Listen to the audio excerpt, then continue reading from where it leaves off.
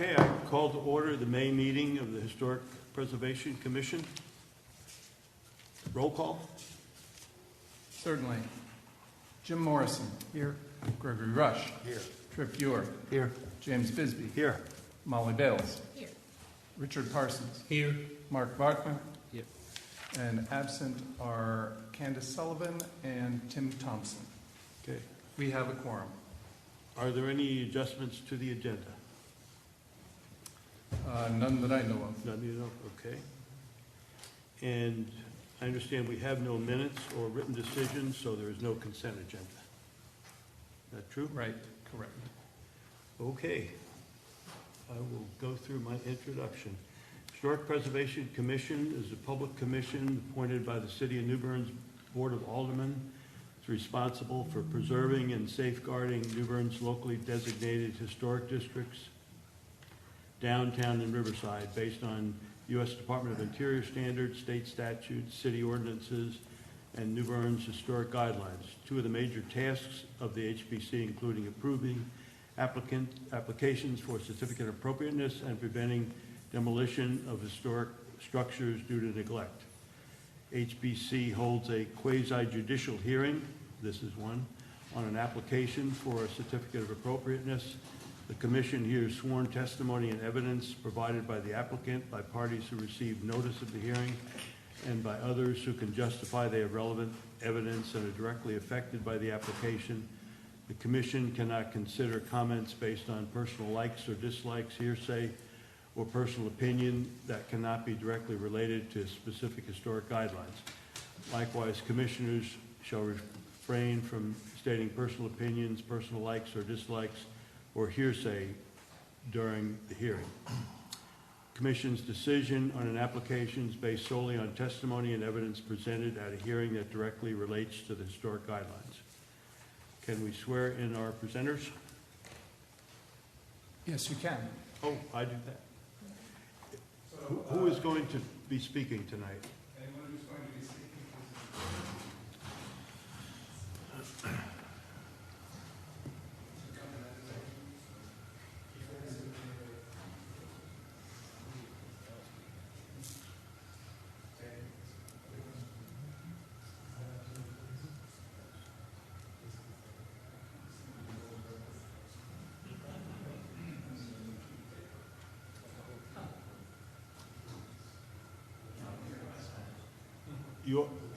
You all who are standing are going to be speaking. Could you all raise your right hand? You swear to tell the whole truth and nothing but the truth, so help you God? Yes. Thank you. Right, and Just like Barry Mason. haven't already, please sign the, or print your name and your address on that sheet. And here's the second sheet. No, the address of the address of the While house that or his sign-in mailing address? is The being property completed, address? Okay. I'm going to review the process that we'll be following tonight, as we do every night. HPC administrator will provide an overview of the application. The applicant or their representative can add comments and present. Is that coming through? Can you all hear me out there? Okay. I will get closer to the microphone. Applicant or representative can add comments and present evidence as part of the application. Proponents and opponents who receive notice of the hearing can present evidence. A rebuttal is allowed by the applicant and by proponents and opponents who receive notice. Others who can justify that they have relevant information will be directly affected can present evidence. The HPC administrator will present the staff's findings and recommendation. The applicant representative has an opportunity to make final comments on their application. The commissioners will discuss the evidence and ask for clarification from the applicant or presenters. The chairman will call for a motion to approve or deny the application with stated findings of fact. The motion will be discussed, and I will call for a vote. COA can be approved with conditions or denied. And with that, we'll go to the first application. Okay. Our first application tonight is for 403 East Front Street, which is currently the Shriners Temple. And this is a project by Craven County, and the applicant's name is David Griffin, who is their architect. They have provided here the description, reference to the guidelines, and some description of the materials. Then they've provided site plan photographs, and the applicant is acting on behalf of the owner and has provided the certificate of appropriateness owner's authorization form for that, and that has been signed and notarized. So one of the things that has come up since the last meeting is they have provided an email which shows they've contacted an organization, in this case the Shriners, with regard to salvaging some of the items. I believe they're still contacting one or two other agencies who aren't responding. They also provided the drawings, the historic drawings that we asked for, but that are required. And this is primarily just a list of all the files, almost all of which are drawings related to the building, but there are some other historic documents related to the function of the Shriners, such as a map of the Shriners hospitals and the Sudan geographic areas, etc. So, but for the most part, it's all drawings. And so here are some examples. It's a little hard to read, especially at that distance, but you can tell this is a historic drawing from apparently the 40s or 50s. And it's a floor plan, and this is some sections of the building, and now you can see the drawing of the tower and the onion dome, and a section through the onion dome structure there, and the other sections are through the auditorium and other parts of the building, just on that one sheet.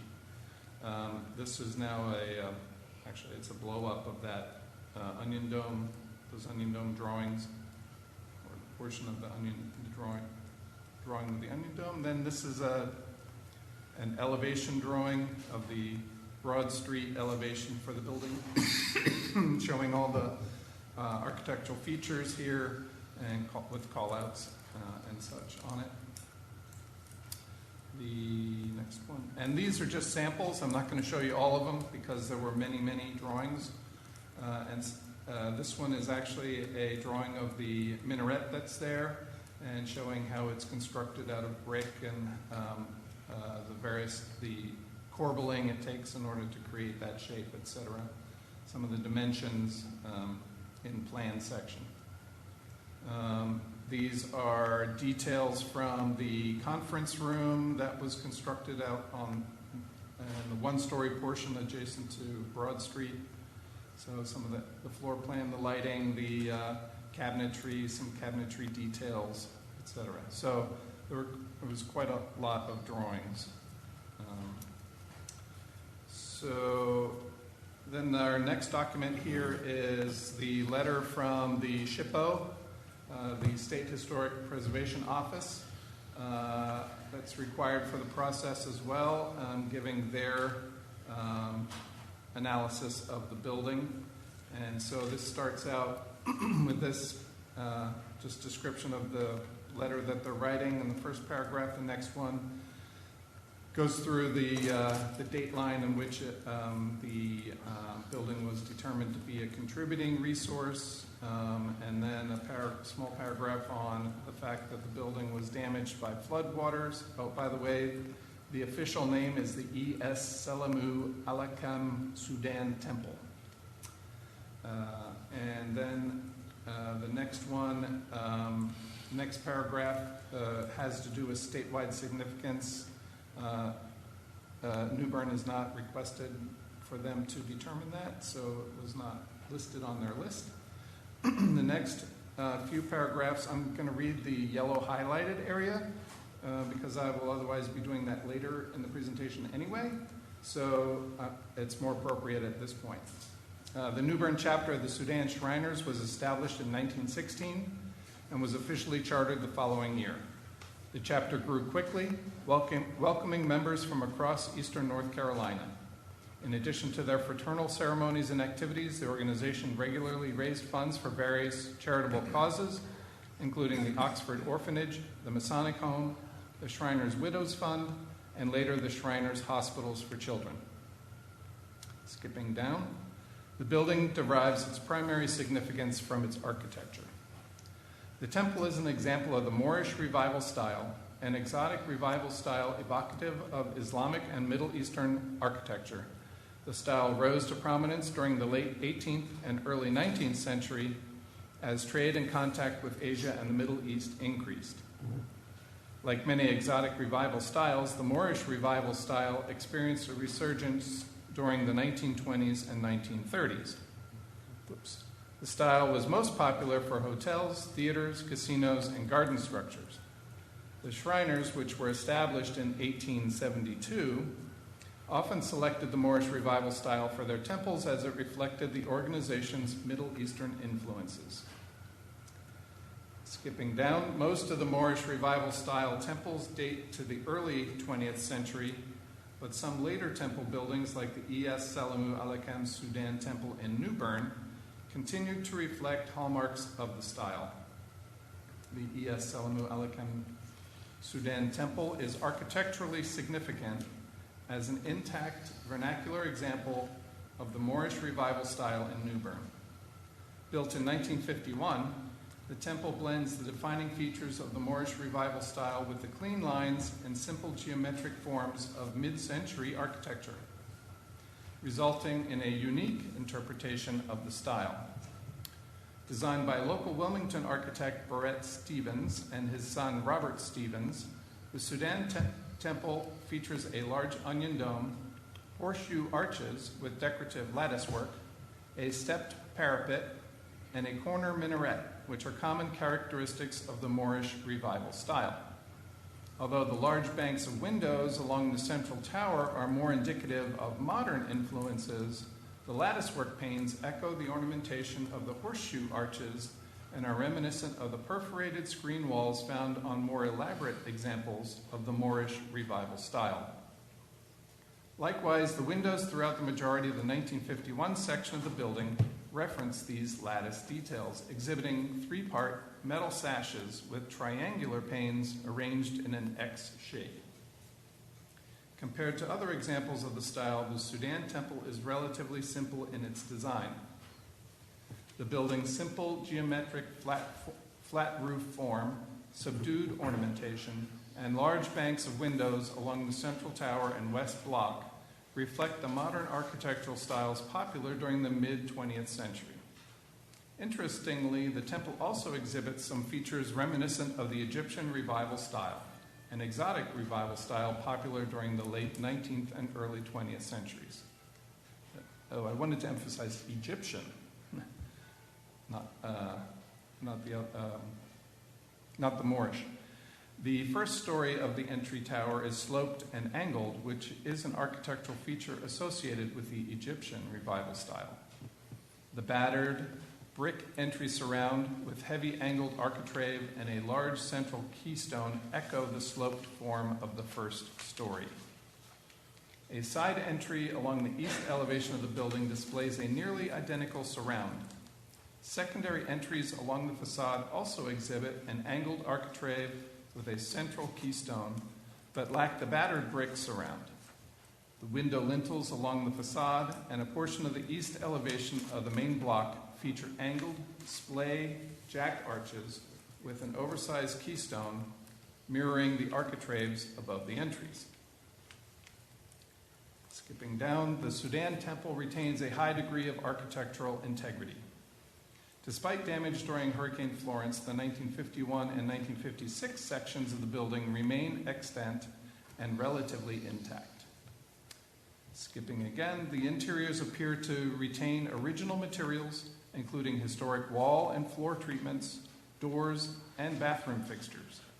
The stage and collapsible bleachers in the auditorium also remain extant, although I think they've now been removed. Then, overall, the interior and exterior of the Es Selamu Aleichem Sudan Temple reflects its historic appearance with few material changes. Therefore, the Sudan Temple retains the character-defining features necessary to communicate its architectural significance as an intact vernacular example of the Moorish revival style in New Bern. The Es Selamu Aleichem Sudan Temple's blend of exotic revival styles and modern design results in a distinct vernacular expression of the Moorish revival style that connects the Near Eastern influences of the Sudan Shriners with the architectural styles popular at the time of the building's construction. The temple is not only a unique example of its style, but is distinctive from the surrounding residences, commercial buildings, and institutional buildings found in the New Bern Historic District. The Sudan Temple also retains a high degree of integrity of location, design, setting, materials, workmanship, feeling, and association. And that was signed by Lauren Poole, the Historic Preservation Specialist for the State Historic Preservation Office. This next document is the one that it documents the change of the temple from a previous non-contributing status to contributing status. And whereas the sentence is here, the Es Selamu Aleichem Sudan Temple should be classified as a contributing building to the historic district. And this is the entry in the National Register for that one contributing building. That was their bibliography. Okay. And then it was also listed in a weekly report sent for all the changes in historic districts. It was approved on December 28th, 2023.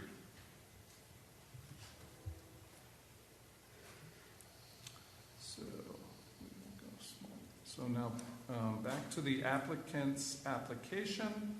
They provided some photographs of the existing building, and here you can see some of the things I was just describing, or that letter was just describing on the Broad Street elevation.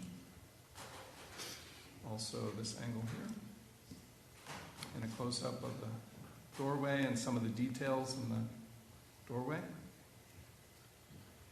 And then on the side, the entire side here, but also you can see the entranceway here. I think we have a close-up view of that as well. Then the one-story garage addition on the back. And the north side of the building. The white area is primarily the area that is the auditorium. And in the very back, you can see the one-story garage addition all the way at the back. And that's the west elevation, and the minaret as well. So this is the site plan that they're proposing for the site. This proposes complete demolition of the entire building, and then proposes an addition or a building which is actually attached to the existing administration building, which is the rectangle, the tall rectangle, blue rectangle on the left. I don't know if you can see my little pointer going there in a circle. That's an existing building, okay? Then the right side of that is currently some landscaping and a parking lot, and so it's there that they would like to start the addition of the new structure, and that would extend all the way down to this point here. This is all one big structure, you'll see in a minute, with parking on the first floor, which is why it looks like it's just parking lot, but it's not. It's an understructure parking area, I guess I should say. And then the rest of the property is parking.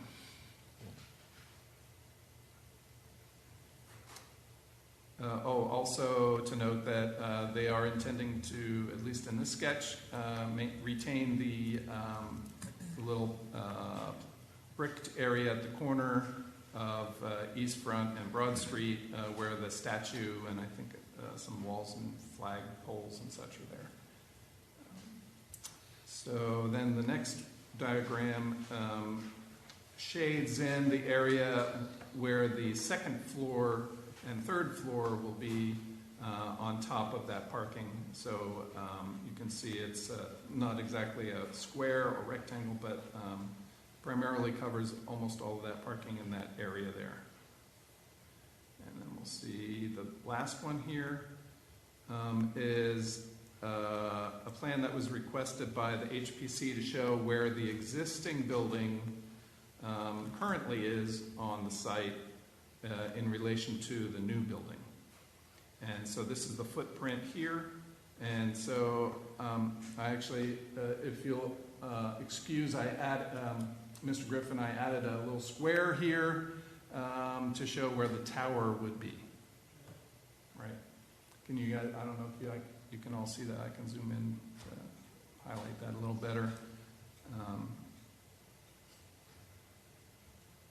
So there you go. It would essentially be where you have proposed the front steps for the entryway, which we'll see in a second in the renderings.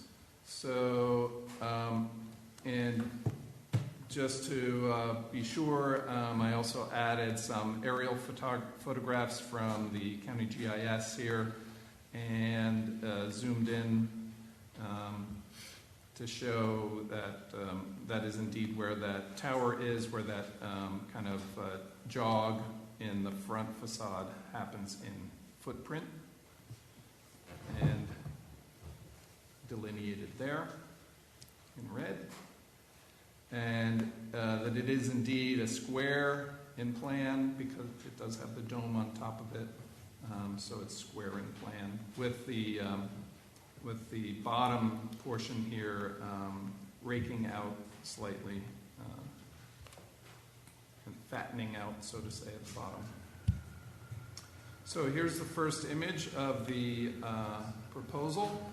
And so you can see it's definitely not a parking lot in appearance. It's definitely looks more like a three-story building. And that is because the parking area has been screened here below. And then the next two floors are occupied space.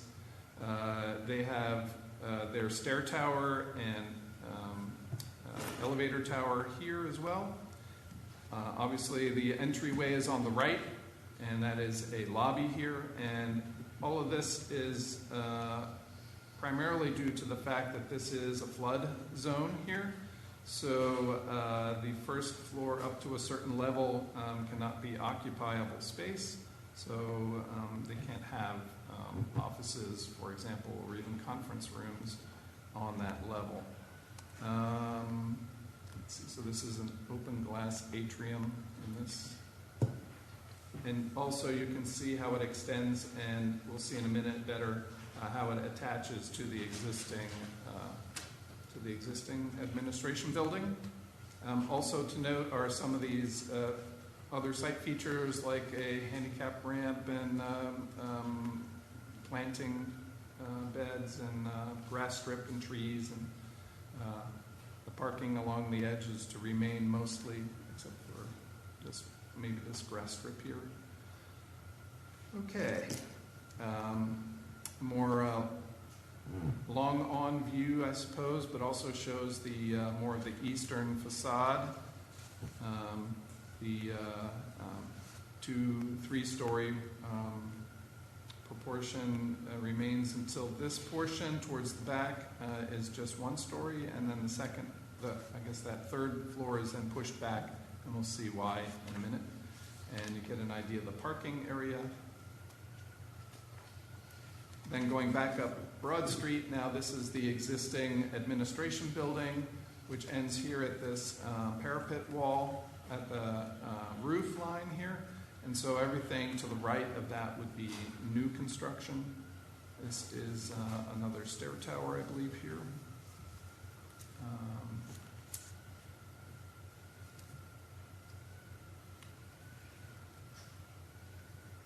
then a better view of that eastern facade. Again, then another handicap ramp off for access to and from the parking area. And then on this side, also the black squares here are the screens for screening the parking that's actually behind there. And there you have a better view, and you can see now that the third floor is pushed back and there's some people wandering around up here, and perhaps some landscaping, and you can see landscaping along this side of the building as well.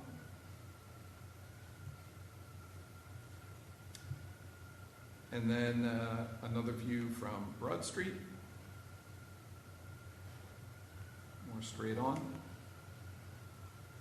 This is a view giving you an idea of the relationship of the building to the parking lot, and then the space and river beyond, and the roundabout.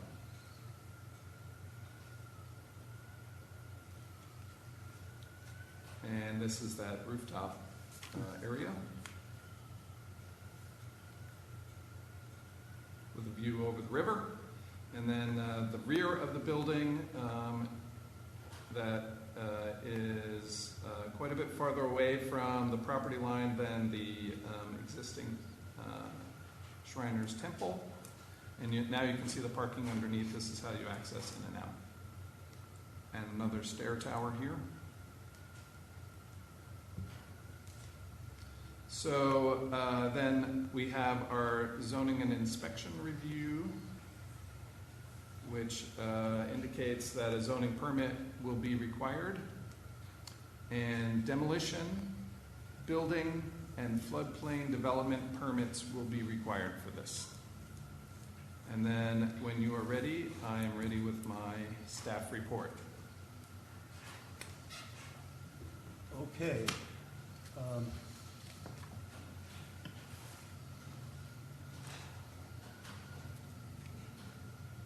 I'm going to use the guidelines for demolition that are part of our historic district guidelines, and just ask a few questions. Are there any comments, I guess, you guys want to comment before we go on? No, okay. Okay. 6.4.2, it's not appropriate to demolish viable contributing structure in order to create an infill construction opportunity. So I didn't see in the material that you presented an assessment of the viability of the existing building. Is that something that you guys are going to speak to? Yes, sir. Viability as in salvage? I'm sorry? Viability as in a reuse is what you're asking. The viability of the building as it sits today. Why do we need to demolish it? Gotcha. Is it not viable? And Mr. Chair, before this gentleman starts his comments, if you could have him state his name and his relationship to the Yeah. project for the record. David Griffin, Oakley Collier Architects, representing the owner of Craven County tonight. Thanks. So is that something you're prepared to talk tonight, is a report on the viability of the building? Yes. Back to reuse of the structure, there's three elements that were tough to overcome as far as a reuse. One, the finished floor of the existing building is already in a flood area, and it's not a structure you can elevate. I mean, this is a load-bearing masonry construction, so that's tough to overcome as far as reuse. Back to new concept, we're trying to elevate, take advantage for parking. The second one is the location of the existing building.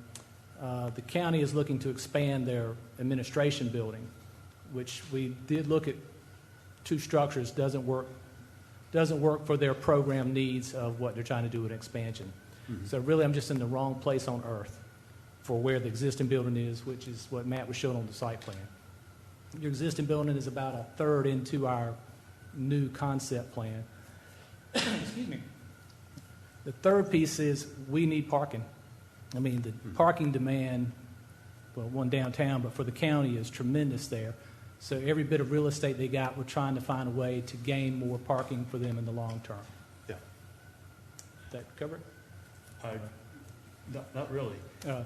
You gave us a couple of reasons why you don't want the building there, but I didn't hear a lot of dialogue about the viability of the structure itself, other than the first floor's damage. All right. Is that something? For that structure, the cost of rehabilitation, you've got, I'm going to say, damages that exceed the 50% mark of value. So it's going to trigger us bringing that building up to code. Now, if you take a building of that age, we've got a lot of code deficiencies to make up. So it becomes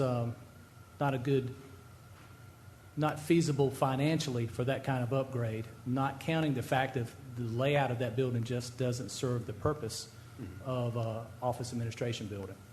You know, it's just the layout. You've got a large assembly room, minimal daylight for a structure that size. It's just, like I said, the feasibility of spending the money for that rehabilitation doesn't solve really the owner's needs for that property.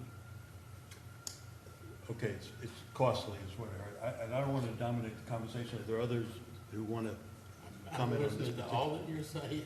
Huh? I'm listening to what you're saying. Okay. Well, I'm not sure what you're after. Well, I'm going through the guidelines. Well, we haven't even had, this is not the order we normally follow, correct? We haven't had a recommendation. We haven't, correct? I So think why are we Okay. jumping into Well, this discussion? I'm trying to see if we met, if he has information to complete all of the guidelines. That's what I'm trying to ascertain here, because I didn't hear. I think, Mr. Morrison, that there's a question perhaps by the chairman about the completeness of the application to address all the guidelines as it pertains to demolition. And I think there's been some question here to try to flesh out the completeness of the application. And once you all are satisfied that the application is complete, we can move to the remaining procedural issues. Okay, because typically, when we've had demolition requests, and as recently as Trent Court, we really didn't get too deep in the weeds as to why you can't use it. But I'm going by the guidelines. The guidelines would say that that's one of the It hurdles says they have to that pass. have they provided alternatives to the demolition? I believe what your summary said is they're not interested. I think it's deeper than not interested. But perhaps it's the owner considers it not feasible. Perhaps is better than saying not interested. Is that No, I fair? think at the moment, he's talking about the issue of viability. Yeah. I'm going to go through there are four. Not the issue of alternatives to demolition. Yeah, I'm going to get to that one. Okay, well, Those are two different things. Yeah. I'm really, you said it better than I would have. I'm just trying to test the completeness of the application. We've heard some testimony about viability, okay? I guess the last one, there was some note there about contacting other organizations in terms of salvage of parts. Correct. The guideline says notify preservation organizations and allow for salvage of design components, et cetera. The question is how have you done that? How aggressively is that? Yes. One, with the Shriners themselves, they have some components they would like. Their list, we're still working out that. Probably going to be some of the external products. They did have some interest of a few items inside. Other party is the Preservation Foundation is interested in the brick, salvaging some of those bricks. They're trying to find, should they take that route, they need somewhere to park all those bricks to be clean. So I'm going to say that's a work in progress. That's the two interested parties so far, is the brick veneer from the foundation and then the Shriners with some of their internal items. Okay. So you're going to, you have, or there'll be more questions, I'm sure, you're going to address, looks like all parts of our criteria. Oh, okay. Okay? Your recommendation. Yeah, you have some more things to do first, right? So this is, I think, if you're satisfied with the completeness of the application, and if the applicant or his representative is done offering any comments that he might have, then this would be the opportunity to open for public comment. Okay. Okay. So no more questions, I guess, what I'm hearing? I don't I have can any hang more. out, I'm just curious. I don't have any more at the moment, Okay. but let's go to the public. Are there members of the public here who were notified and want to speak to the demolition or the construction? Sir? And your name is? Hi, I'm Ray Stickle. I live at 219 New Street, kind of right behind this structure. And I've talked to a lot of my neighbors. We have a few concerns, and maybe they're in the application, and I'll get to them. Mostly it's either pre or post build. So the pre stuff is all around remediation of pests. So when they bring this building down, what kind of pest remediation for rats, bats, bugs, anything else? Because when they tear it down, they're going to go somewhere. Okay. Similar things with mold, asbestos, or anything else that is contained in the building. And then after it's built, the concerns are really about, and the pictures helped a lot, by the way, so that's very good. But abatement or control of light or noise pollution related to all the traffic of the vehicles. You know, a lot of buildings have a lot of exterior lights which would be shining right in our backyards, essentially, that kind of thing. Okay. And then one of the neighbors suggested maybe building a wall of some sort. So maybe that's a use for some of your bricks, I don't know, maybe. But that might provide some noise barrier, that kind of thing. And then they had a question on setback, but you showed the pictures. It looks like it's up against that sidewalk, similar to the existing building, so. Okay. So those are the concerns. Okay, we'll see if that's sorted out through the Okay. presentation. Thanks. Thank you. Is there anyone else who has been notified would like to comment? Okay. I think we're ready for recommendations. We have a couple more.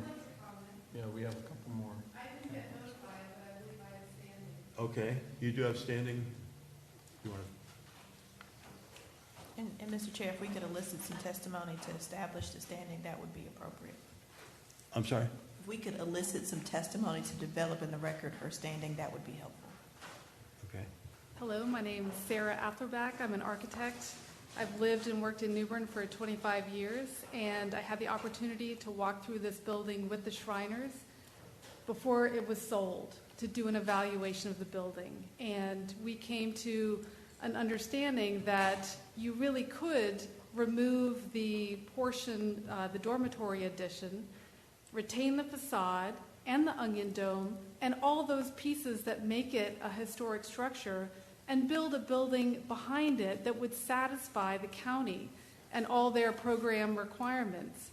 This is a contributing structure in the historic district, and I can't believe it's even gotten this far, even thinking of demolishing a contributing structure. I mean, is the Elks building next? It just sets a very bad precedent for us to remove historic fabric that is such a treasured part of this community. And that's my opinion. Okay. So, Mr. Chair, just to maintain the integrity of the record, you all will need to make a determination about Ms. Appleback's standing as it relates to this application. She has not received notice, which indicates she is not a property owner within the designated footage. And I don't know if you are satisfied that she has been able to demonstrate some type of special damages such that she has a unique exposure different from members of the general public. Mm-hmm. So once we wrestle with and come to a consensus about that initial threshold issue, then you can consider and weigh the remaining information that she offered. And how would we do that? Look at her architect's license? I believe that for standing, you have to be a professional, and in this quasi-judicial board, once you're sworn in, that gives you that standing. No, being sworn in does not confer standing. Certainly, you all have the prerogative to entertain expert testimony. So someone who has experience, training, education, that would put them in a position to offer you evidence or offer you a perspective that you would not otherwise have, checks the box for an expert witness. However, before an expert witness can testify, either they need to be retained by a person with standing or have standing themselves. Can you repeat that second? Repeat the second. Either they need to be retained and be an authorized representative of someone with standing, or demonstrate standing themselves. How would she demonstrate standing? I guess that would be based on her testimony, her proffer of her relationship to the project, some type of special damage that she might incur, unique to persons other than the general public. I'm thinking of a parallel, for instance, if someone came in and said, I've got special knowledge, we would expect some documentation of what they found. We don't have your analysis presented as evidence. Well, even Did you before do we a get formal, there, did you do a formal analysis for them? Yeah, so Jim, wait.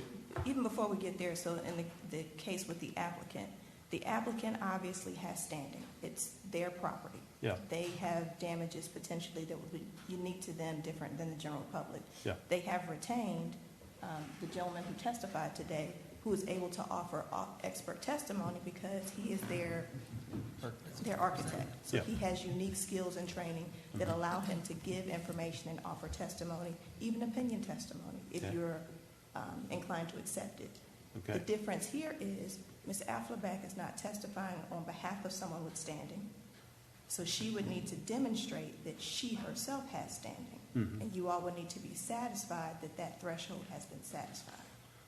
Or that she represents someone who does Correct. have standing. Correct. Okay. I believe my standing comes from the fact that I am a professional and I walked through the project with the previous owner before it was sold in its current condition. And, I also want to remind you that your considerations for evaluations, number 2, has not been met as part of that application. And so, there's just a lot of things. So again, before we get to the substance of her proposed testimony, you all need to be satisfied and make a determination that Ms. Afflerbach has demonstrated that she has standing. Can we ask a question? Absolutely. Are you employed by the previous owner? I was not employed by them, no, Or received any payments from them? no, And the previous owner sold the building. correct. I would suggest she doesn't have standing. Yeah. It sounds like I understand your input, but you don't have standing by the definition that we would use. Is that correct? Given you all the law on that, and you all as the finder of facts and triers of fact in a quasi-judicial hearing have to apply that law. And if you're satisfied that she's not been able to demonstrate a relationship that establishes standing, then she does not have standing. Okay. Well, I have to Discuss? Do they have to vote? No, they don't have to vote, you just have, Yeah. I would think she does have standing because she is a professional architect in the community and has worked on many projects, so I think her professionalism would be enough for standing. But it's also her opinion, and we can vote on that, but I do think she has standing. so if there's not consensus one way or another as to standing, then you all would need to make a finding, entertain a vote that either Ms. Afflerbach does or does not have standing, and see where we land. I move that we find Ms. Afflerbach has standing. Is there a second for that motion? I second it. It's been moved and seconded that we determine from the information provided that Ms. Afflerbach has standing. All in favor state aye. Aye. Opposed? May, Motion carries. Is that sufficient? If that's your determination. Yep. Okay. Okay, You have thank you. standing. That's my testimony. If you have any questions, but that's it. Okay. Thank you. Thank you.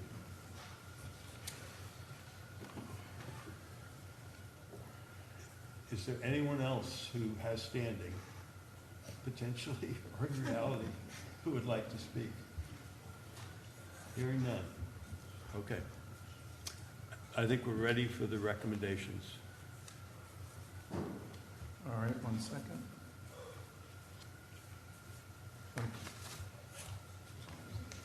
away. All right, hang on. Screensaver. Great.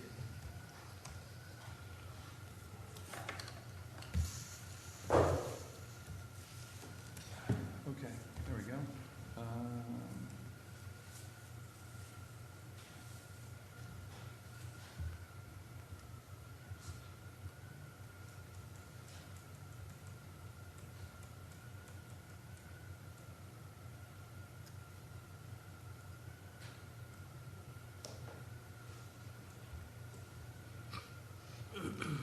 I'll read that, right? All right. Probably still can't read it, but at least it's large. All right, so this is the staff report for the project at 403 East Front Street. Historic property name is E.S. Selamu Alakem Sudan Temple, built circa 1951. For the applicant, who is Craven County, and David Griffin Oakley Collier Architects.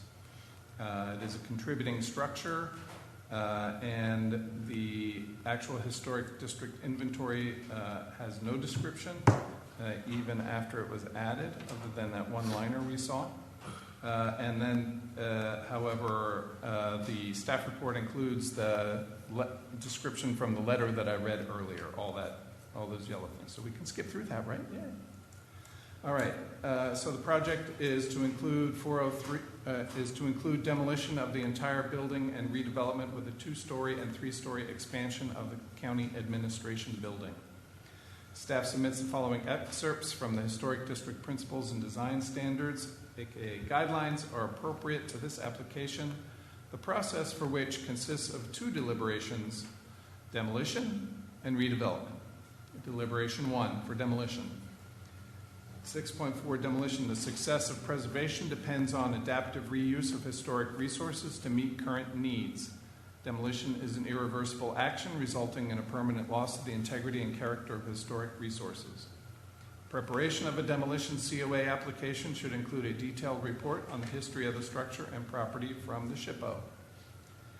Demolition of a contributing structure requires a 2-part COA where demolition is first considered, and if allowed, followed by consideration of the redevelopment plan.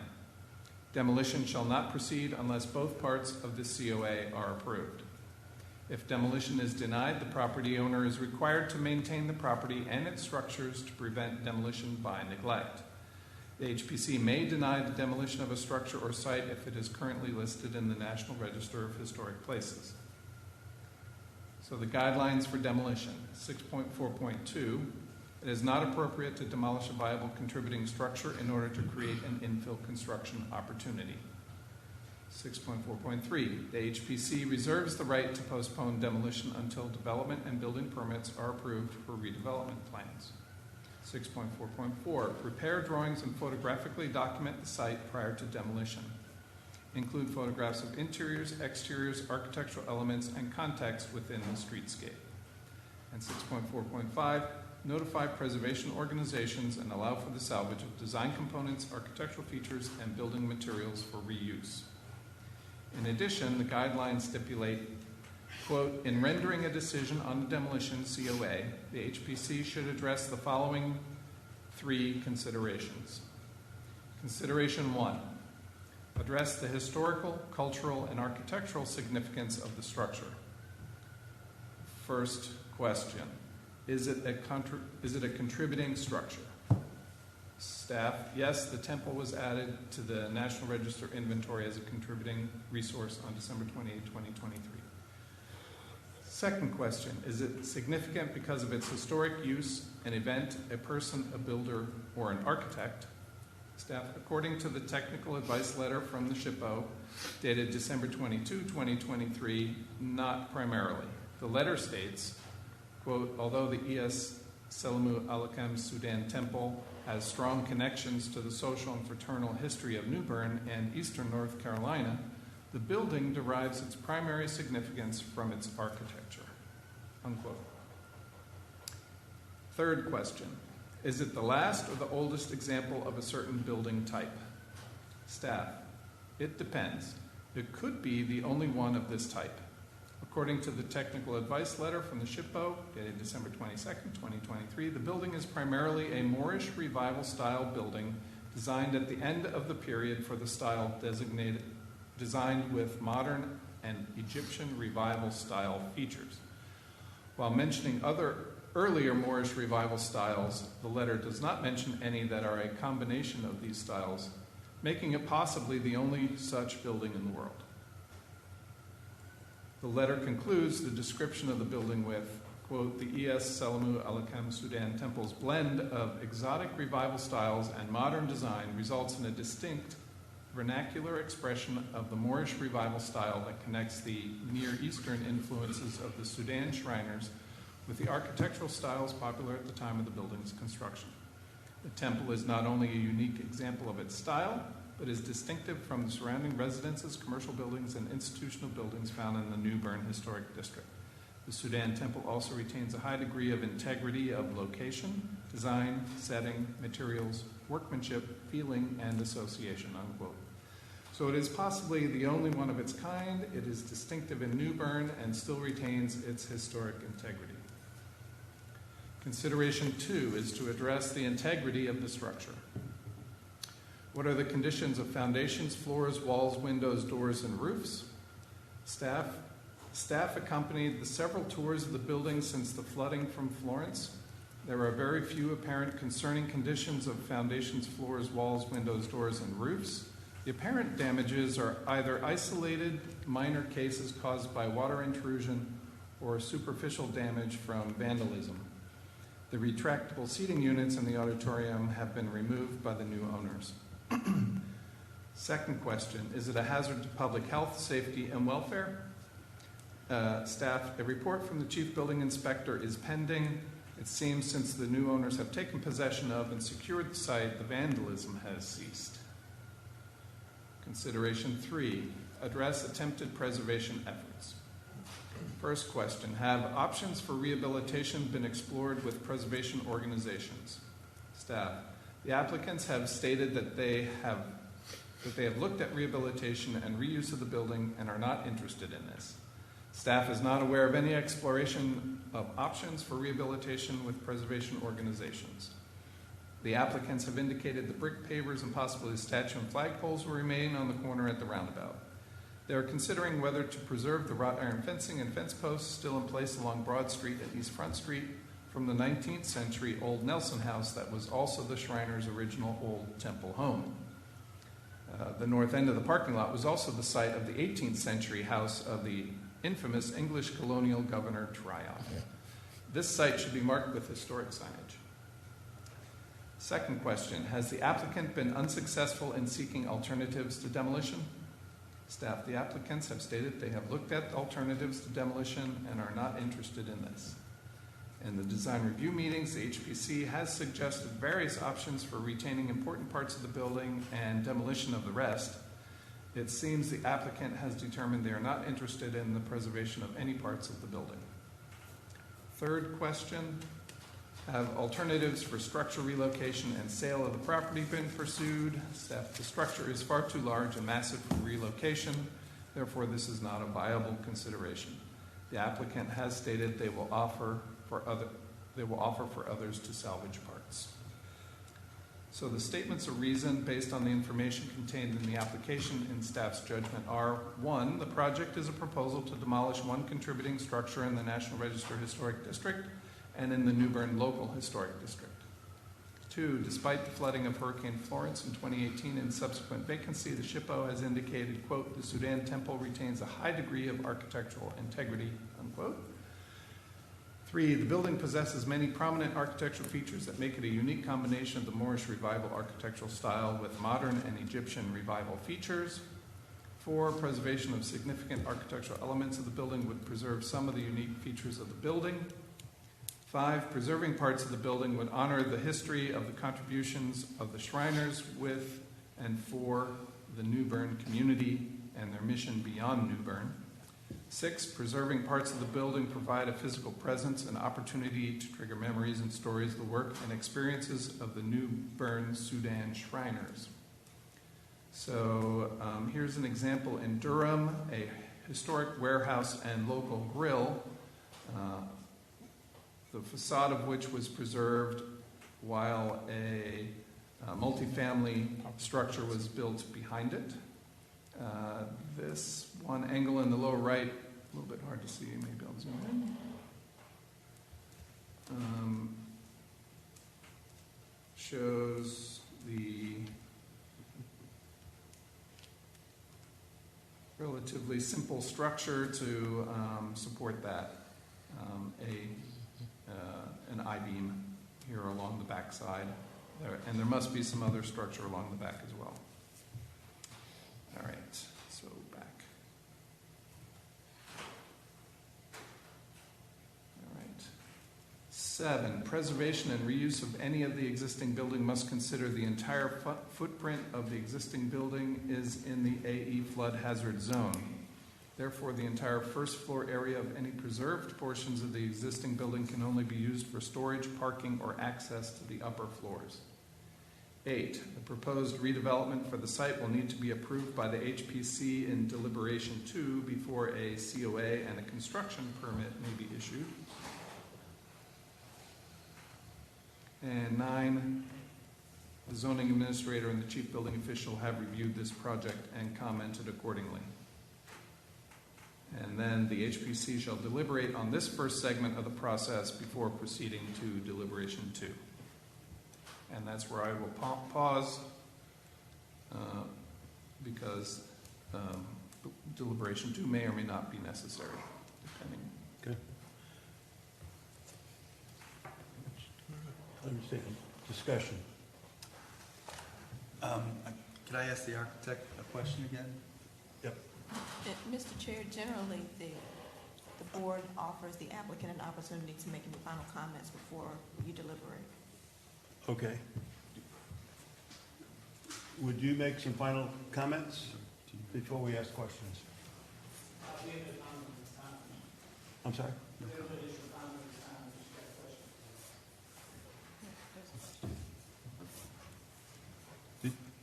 Did you say you just want to answer questions? No, I will answer any questions you got, but we have no additional comment at this Oh, time okay. if I was following the Okay. procedure. Right. I think I remember in the work session, you mentioned that the footprint of the new structure is going to be set back farther from the residential shared wall there. Is that true? Can you state Correct. that again? We've got an air gap back there pulling us off the back property line. How far? It's almost a parking lot width, so you're somewhere 50 to 60 feet. And what was the difference of the original building to what you have set back?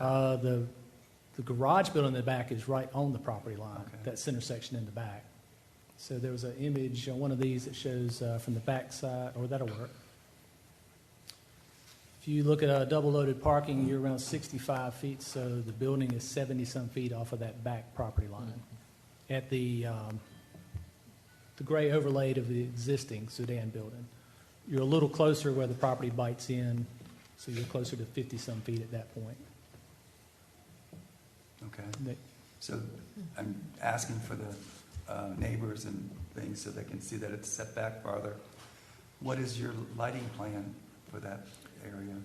Not developed at this time, but we will take all those considerations into play as we move through with the design. But yes, the idea is to not shed light on the neighboring properties. Because I could see in the front of the property having some more surface lighting, but Yeah. on the side maybe Yeah. low lighting so that when projected the Like I said, residents. there will be some form of greenery buffer there, but Mhm. yet the lighting was to stay mostly focused on the public parking side. Okay. Okay, now, in this phase of the discussion, we're primarily talking about demolition, not the new design particularly. Is there other items of Correct. discussion on the demolition question? Mr. Chairman, citing the NewbernNC.gov webpage, Our primary responsibility is to prevent changes in the historic district that would be incongruous, not in keeping, with the special character of the district, close quote. Looking at the staff recommendations, that part of it needs to be saved. I think that we need to craft a demolition motion that includes a condition that we do a little facade-ectomy. I think that the main tower and dome and the 5-bay portion with the 2-story windows that faces Broad Street, I think we need a condition that that has to be preserved. Okay. And other than that, I think that's all I see that's important there. Okay. That's all I see that's historical and that we need to protect. All right. And I would like my colleagues help in crafting a motion to that. I do have a question there, Mr. Parsons. Yeah. What guideline gives us that authority? I'm not troubled by that. I'm troubled by the fact that we're charged with preventing changes in a historic district. And I think that the destruction of the tower and dome and that facade would be an incongruous change in the district. It's a contributing structure. I think guideline 6.4.2 gives us the ability to do that. And it deals with, is it a viable structure? We walked through it, Matt walked through it, So all of the Sarah walked through it, and would say this is a viable structure. And Mr. Chairman, I'm proud enough to say that we live in a state that can pick up a lighthouse and move it. I don't think there's any problem about saving the tower and dome and that facade. So in the spirit of being helpful, Mr. Chair, you've highlighted guideline 6.4.2, which says it is not appropriate to demolish a viable contributing structure in order to create an infill construction opportunity. And I'm hearing two competing schools of thought that I think you might want to unpack for purposes of the record. If a structure is determined to be viable, then it should not be demolished. Right. If a structure is not viable, it can be demolished. I don't think, to Mr. Morrison's point, anyone has given a guideline that allows the HPC to demand partial demolition or retention part of a structure. And I'm not sure if there's any precedent that this commission has set that would allow the same. Yeah. I think we're getting there. I think that the key issue is viability of the structure. I didn't hear a lot other than the first floor has problems. Well, and viability is somewhat subjective. Somewhat to the lighthouse scenario, yes, anything can be done if you have enough resources to pull it off. Yeah. And that's where we're not authorized at the moment to commit to salvaging portions of a building. But yes, I understand the viability part, but that is the subjectiveness of it would be where we would probably might not see eye to eye on that piece. Yeah. But like I said, that's still your board's ruling is. It's subjective only to the extent that there's a cost associated with it. Do you disagree that? Not just cost. I mean, back to what you said, it's a building I can't elevate. So this is an example only. I save a structure. My new finished floor behind it is 4 feet taller. So now you've got this, I can't walk through it. I can't go through it without modifying it, raising the existing door or changing any of the windows. It becomes purely just a facade, a freestanding facade. There's no function to it. So that's where I'm going to say the viability is subjective. Is it viable as just a freestanding wall, or is it viable as an occupiable building facade? I said it's a complicated answer to that one. Okay, I mean, you're taking the position that the building is not viable. Our guideline would say that we can't allow it to be demolished if it is viable. Okay. I guess that would be, you'd be ruling, what would the ruling be on this? Well, we haven't made a ruling, we're just discussing. Okay. Yeah. All right. We're making parts and pieces viable, and I think that's not really the intent here. We didn't in Trent Court, we said, okay, save the medallions, which are artwork on the side. We didn't say save a wall from each building. We wanted to, couldn't find a way to say it there. Well- But if I may, just to give Yeah. you one other point of view that I'd like to simplify in a way that I'm not sure fits in this framework we're building around ourselves to make some decision tonight. But basically, how long have we been talking about this at design review? Months. Months. And we've got three considerations. The first consideration is historical, cultural, and architectural significance, and I think we've gotten this letter from State Historic Preservation Office that says this building's architecturally significant. The second consideration, and probably one of great discussion tonight, is the integrity of the structure. I accept the fact that it is not, that building does not suit your client's purposes. I accept the fact that you determine it's not viable. It does essentially, for reasons that may include cost and investment and For my client. for your correct. client. Right, for their wishes, yeah. But it's, as I see it, that does not preclude it from being viable to some other owner Correct. who could use it for a different purpose. And so just because your client can't use it as it is doesn't mean it's not Correct. reusable or adaptively reusable. So in my mind, adaptively reusable is important to our discussion tonight. And but I accept having been in your position with clients having similar problems, I accept, I can understand why your application is being presented in the way it is with consideration number 2. So consideration number 3 comes around and talks about preservation efforts. And, have we explored options for rehabilitation and whatnot? And so you mentioned 2 organizations. Have you contacted any others who haven't responded? Or I did reach out aren't to interested? Habitat, trying to find who their decision maker would be. Okay, That'll so- probably still come around once I find So who there it may is. be 3 organizations Yes. you touched. So based on the way I'm reading number 2 for the viability of the structure or the fitness of the structure for your purpose, we've been sitting in these design review meetings talking about saving a piece of something and incorporating it somehow on this site. And I don't see that in your application at the moment. Is that, other than flagpoles? Correct. We were seeking demolition phase 2. Our concept, as we said previously, is still a work in progress. If we know more wishes, we can attempt, but I'm really not authorized to. I got you. Yeah, I commit. hear you. Yeah, And so this is consideration 3 is where I have a serious breakdown in conscience.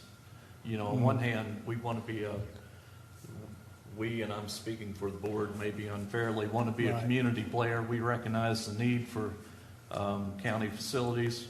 We Correct. like it downtown, or at least I do. I think they ought to be downtown. I think it serves a very important purpose.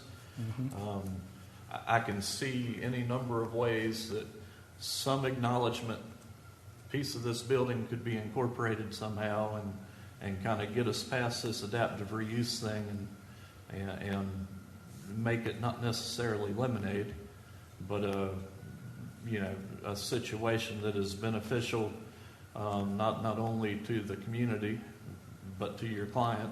correct. And to preservation in terms of having retained some kind of evidence of what is a very substantial building, whether you like the architecture of it or not. So it's a little bit of a caricature, Right. but it is what it is. And so I'm having a little trouble getting behind you without having to help me help you, is what I'm trying to say. If there is a language within the guidelines, and you can tell us what it is you're after, we can look at it. It's just I can't commit, so you either, I guess at this point, got to tell us what the magic piece is to let us see what we can incorporate. But Or, unfortunately, I've been in your position That's before, and I know that's your burden and not mine. so, yeah, I guess that'll be, yeah, oh, yeah. We've tried to have this discussion, and the response has been, we're not interested. I think you Yep. see there's interest on our side in doing something different. Are you willing to entertain a serious discussion and try to meet the guidelines? Guidelines as in saving a portion of the building? This, I mean, okay, that's, I'm asking you, That's a great you're putting a That's a good limitation start. on it Yeah. with so Yeah. much grayness. I need to know which way I'm maneuvering here. And Mr. Morrison, just to be helpful, so, well, not Mr. Morrison, Mr. Bisbee, so that everybody's on the same page, I'm not certain that there is a guideline that requires someone to maintain a portion of the building under this circumstance. However, if you all have concerns about the applicant's attempts at adaptive reuse and the feasibility or unfeasibility of those efforts, perhaps that's something that the applicant can bring for your consideration, that these are the adaptive reuses that they have analyzed, and here's why they do or do not work. Perhaps that's something you can reflect upon, and that might satisfy some of the questions that have been presented this evening. A question didn't you talk about windows and scale of the new building reflecting some of the old buildings' Correct. size and style? Could you talk about that again? Yeah, the concept, most of the same front facade was kind of a nod or homage to the temple with the same stair tower. We did the same Can you see that? window, you just blew by. The same taller, thinner windows along the front. The stair tower's got the same, I'm going to call it X pattern in the glass, which is, like I said, really kind of picking up the character of the front temple wall. It does. Without the onion, we didn't show that one. I get that, but the building will still be fully gone and no remains of the architectural design will be remaining on the side. That's what's... Ask again. Sorry. Well, even if that's incorporated, the building will still be gone and no remains of it will be on site. Correct, in this scenario, yes. I have a great respect for Ms. Bullock, but I also have a lot of respect for Mr. Shelley, and I like his proposal he has laid out for us. He's given us an example of what's been done in another place, namely Durham. He shows a facade that has been retained with a new building behind it, and I have a lot of respect for that, and that's what I'm talking about. Yeah. That's what I think ought to happen. I think our main problem is how do we relate that to the guidelines? Like how can we pull the guidelines in order to make that request? Viability. I mean, if it's viable. Yeah, but then we need to if it's viable, we need to deny the demolition fully and not just partially. Well, that's where this is going. I Yep. guess we're trying to say in a very polite way. Yep. Okay, here again, I'm talking outside this framework we're building around Yeah. ourselves, which may or may not be appropriate. Miss Jamie's going to tell me real shortly. But, essentially, I think what we're asking for is to see an effort of incorporating something more significant as a acknowledgement Yeah. that's your idea. Then therefore, it's not a guideline problem. I agree. I would like to make it easy on the county and let them just keep that Broad Street facade with the tower and the dome. But if that's not possible, then I think we have to keep the whole thing. And I think that's what Tripp's trying to say, that we'd love to play ball with you, but if we have to deny the whole thing in order to save a part of it, we might have to do that. We can't design this building for you. I think, let's make that clear. We're not going to design it. You need to do that. But you've heard a lot of issues Mm-hmm. And what we would like, rather than denying it here tonight, which I kind of think it's headed that way, is for you to agree to make an effort to incorporate some of that building into the design. I got to go to a higher authority on that one. I understand. Just for the record, I'm Gene Hodges, Assistant County Manager of Craven County. I put my full legal name on here, which is Milton E. Hodges Jr., but I go by Gene. If this board is looking for a commitment to architectural elements tonight, nobody here has the authority to commit to any architectural elements in order to get this this COA. So We're looking for an effort, not a design. Would a continuance be helpful? A continuance we'd be willing, I think, to do, to get an effort to come up with an architectural design that incorporates to some degree the features of that building. How long is it? How long would you want? How long do you want? It's a bigger question than my time.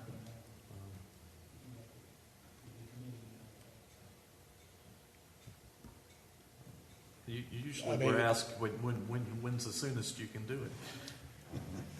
I mean, that's going to be a bit of a. If you put us in for continuance, we can always postpone or back out. Yeah, and as long as it's mutually agreed upon, we don't have to worry about time limits, as I understand it. That way, Yeah. So a continuance without a determined date. We can then petition to put it back on the Well, agenda. I think we would give it a date. We'll give it and a then date. You know that you can move the date. Do you want We 1 month, just 2 need to months, agree. 3 months? You need to give us at least 60 to 90 days right now. How about a 90-day continuance? And if we get it earlier, we can then petition to have it on earlier. Yeah. August would be 3 months. Okay. Target is the August meeting, and if you're done earlier, I would love to be in a work session so we can thrash it out.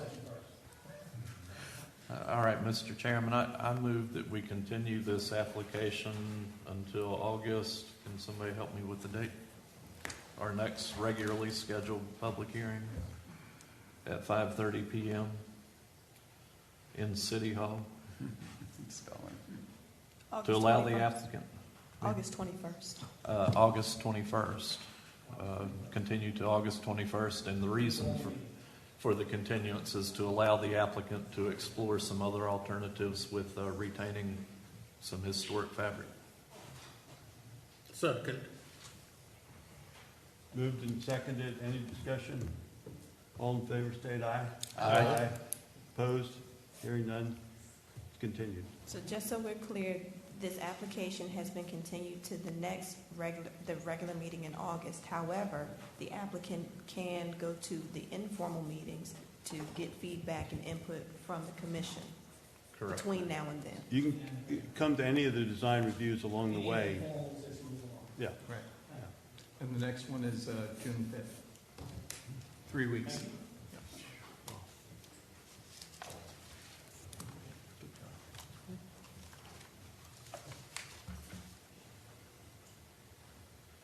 Okay. Ready for 712 Pollock Street? Yes. All right, so this is the application for 712 Pollock Street.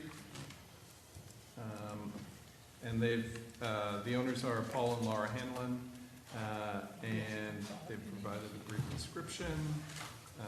And also on the plans are all the materials, and they are the owners. Mr. Hanlon signed the application, so representing themselves. This is a street view of the front of their house. The project is for a garage, however, all the way in the back. This is to provide you some context and location. Maybe you recognize where this is.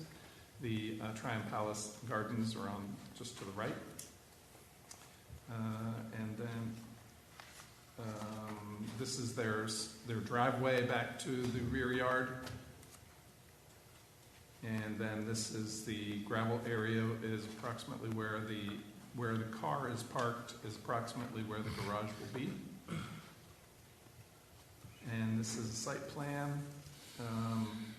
So it's a little bit hard to discern exactly, but so Pollock Street at the bottom, the main house in the front. There is a second house on the property right behind the main house.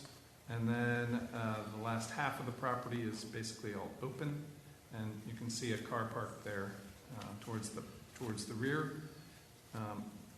That's from the aerial. Then this is a sketch, which is now upside down, showing Pollock Street at the top, the house, the main house at the top there, then the middle house. The driveway comes along the side of that, and then to the right of that, and then the garage at the rear, which is 5 feet from the side and the rear at its closest points. It also is 26 by 40 and includes a 6-foot apron and is over 60 feet away from the house, from the rear house. So this is the architectural drawings for this. And it is a 3-car garage, 1.5 story, and you can see also on the side, well, let's just start with the front. Give you all the details on the front, and I'll zoom in some more for that. There we go. So the roofing is shingles, the trim is here at 6-inch and 4-inch wide. And then there are actually shakes. These are the like hardy board or concrete panel shakes. The trim around the windows, 6-inch and 6-inch for the header and 4-inch for the side and bottom. The siding is the horizontal concrete panel siding, hardy board. And then the corner boards are 4-inch, and the base of the structure is a brick veneer. They have since provided a note in an email that this bottom board is to be, I believe it was 8 inches, but I should check that. And then on the side, we have the same materials with much larger presence of the shakes on the gable. We have a double window here, and the pitch is 10 and 12, and the rear is blank. And then the right-hand side, so the garage doors are on the left facade here. Has the garage door and light on this side. And here you can see the side view of the gables. Then, as far as the plans go, we have it's a slab on grade for the garage, and we have a section of the wall. We have the roofing plan on the upper right, and the garage is just an empty garage then there's a stairway going up to the second floor or the second half story, and that half story has sloping roofs to a flat 8-foot ceiling in the middle, and then out to the gables. I mean the dormers, sorry. Let's see, anything else in there? And that's to be used for storage. Then, here we go. This is one of the emails that provides the materials. The shingles on the roof are dimensional asphalt shingles. The foundation is brick. The sidings are hardy siding, and corners and trim are all hardy plank. The doors are fiberglass entry door and aluminum garage doors. The windows are 1/1 PVC, and there's a 6-foot apron in front of the garage. No mechanical equipment, and there's just electricity for lights and garage doors, and there's water to a faucet. Then there's the corner boards are now changed to 6-inch, and the siding board, all the siding have 8-inch, what we call exposure, so 8 inches of the boards sticking out from each other. And then the skirt board is 12-inch. So, and that was a result of our design review meeting, some of the things we discussed there. This is now the zoning and inspections form, and the zoning administrators indicated that zoning permit application is required, and the chief building inspector that a building permit will be required. And so then we're ready with our findings and evaluation, whenever you are. Okay, are there any proponents or opponents here who would like to speak? Who's the representative? Are there comments from the representative? Do you want to make any comments? No. Okay. Okay. Okay, ready for your recommendations? All right.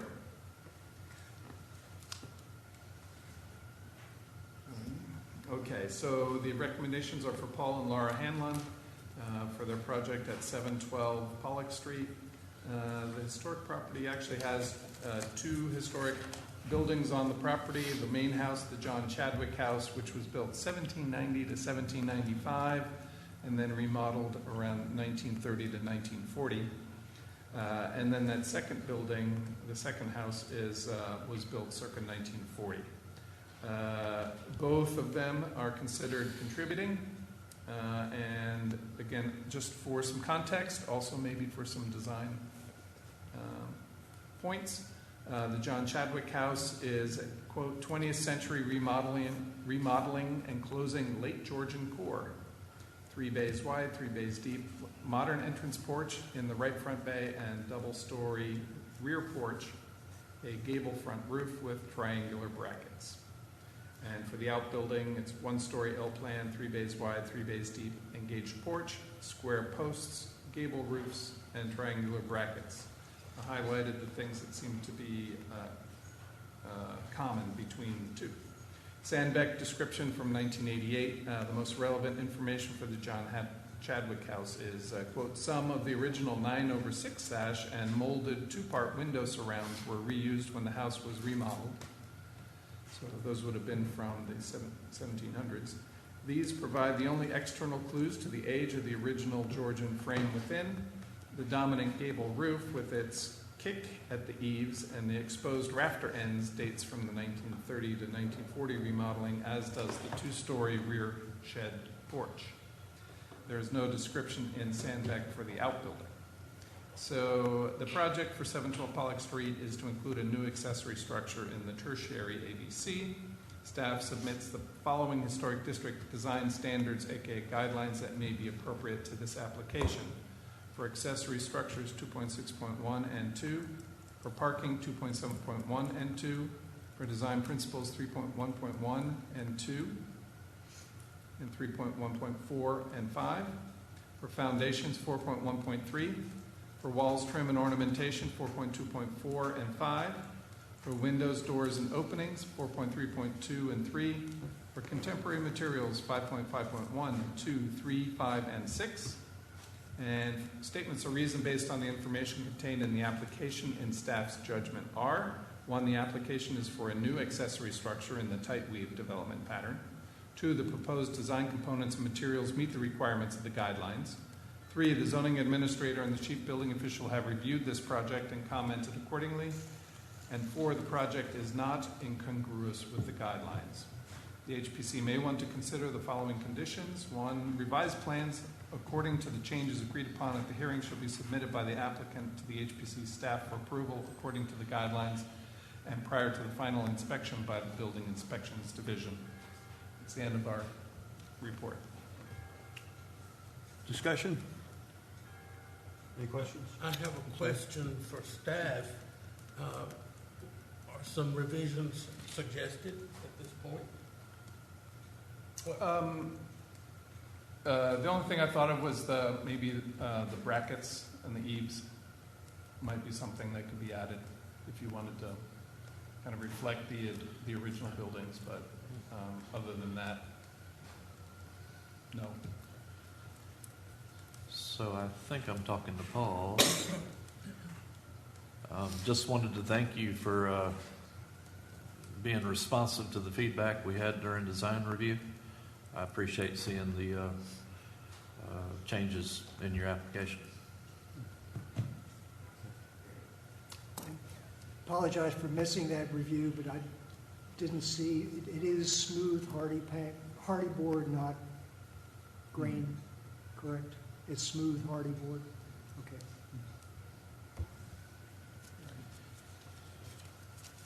Other questions, concerns? And is any landscaping required on an accessory structure?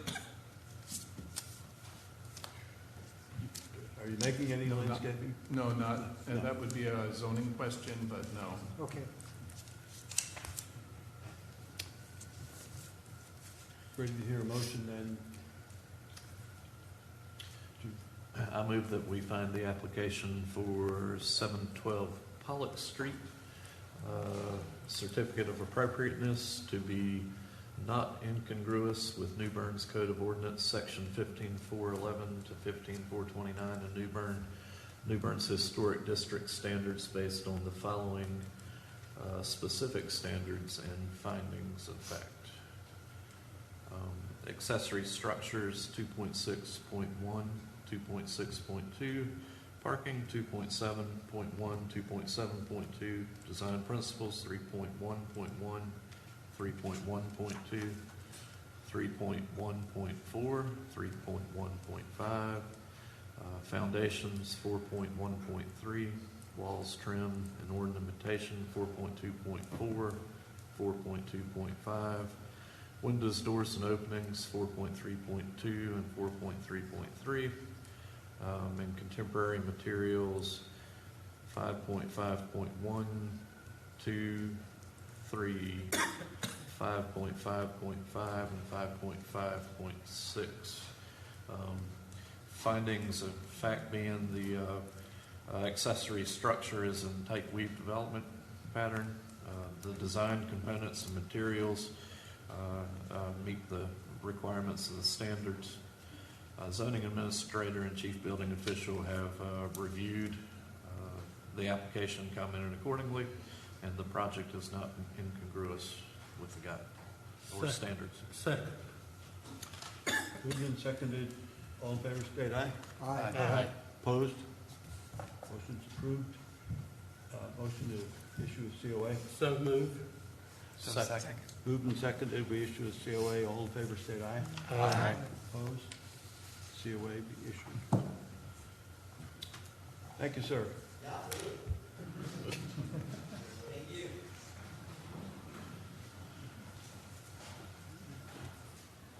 Okay, 508 C Street.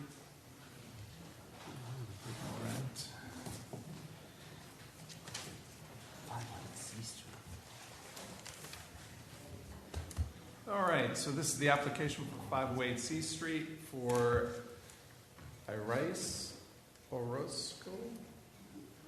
Is that how you say it? Did I do it right? All right, thank you. And the scope of work is attached, as well as the guidelines and materials. And then they provided photographs and drawings. And, Mr. Orozco, he signed this. Right, wait a minute. Yes, he did. That's your signature. And he is present today. This is his scope of work. The windows is to rebuild all existing windows, move 2 existing windows from the first floor kitchen to the second floor where 2 windows are missing. These are all the same size and style. Replace the 2 kitchen windows that were moved with wooden, same style, smaller height, same width for over the kitchen countertop.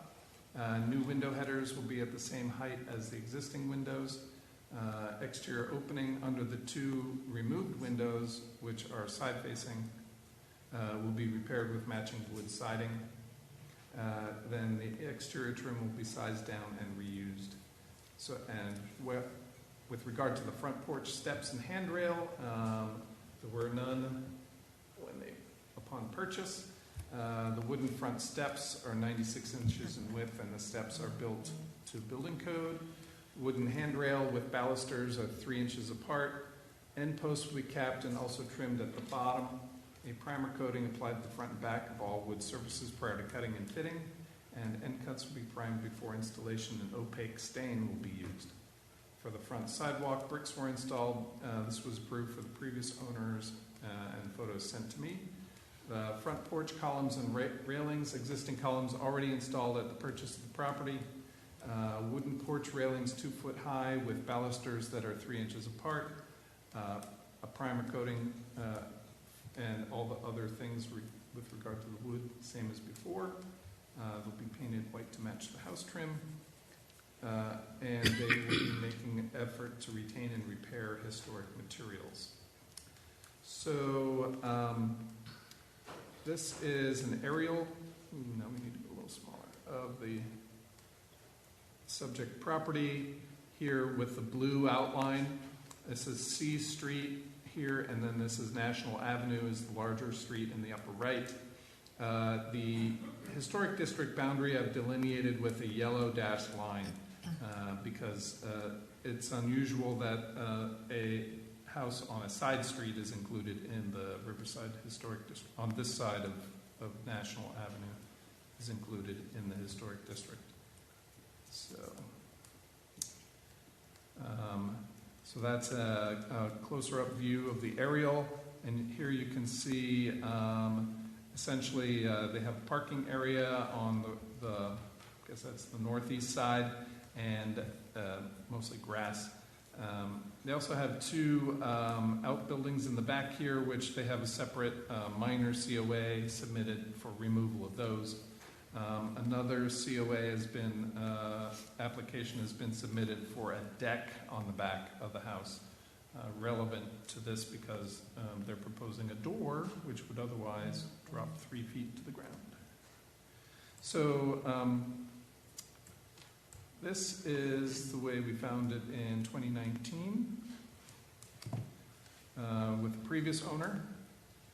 They had removed the wood columns and they replaced them with these square posts, and we weren't quite sure if they were going to be permanent or not. They did replace some of the siding.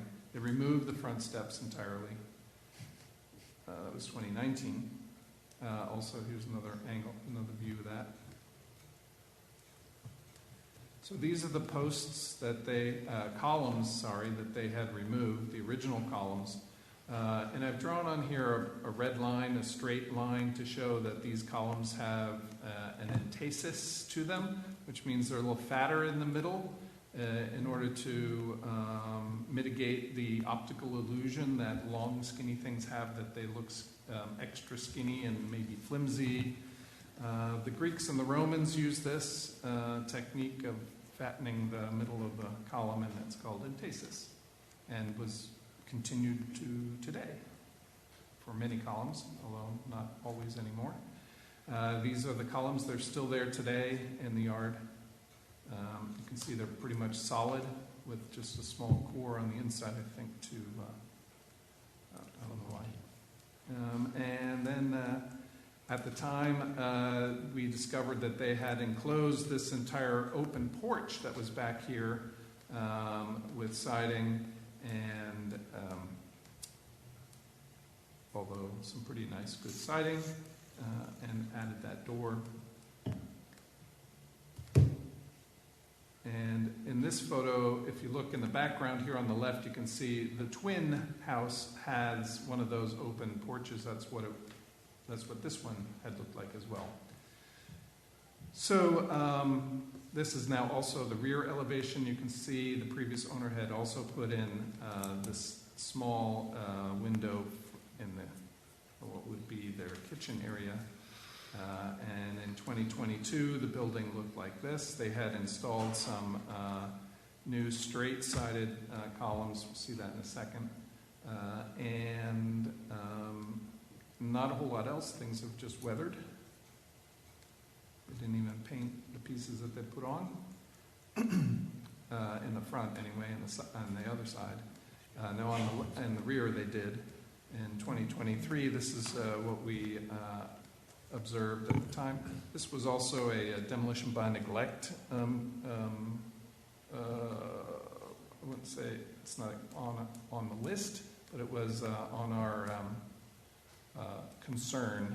It was an item of a property of concern at the time, so we were monitoring it. And so here you can see the new columns are straight-sided. They are tapered, but still straight-sided, or straight. No entasis.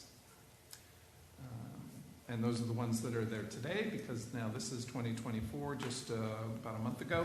This photo taken with the new owners. The new owners started with some new stairway construction. We stopped that because of lack of a COA. And by that time, the 2 windows at the second floor had been boarded over. Whereas previously they were there. So maybe the previous owner had some problems with them. Anyway, and now the new brick sidewalk is fine because a walkway was approved prior to. They just replaced it and did a different material. And so they want to talk to us about their stairway design. And you've heard some of the description already. These are the 2 outbuildings out in the back. That's actually not a part of this application. Then these are their photographs of the property.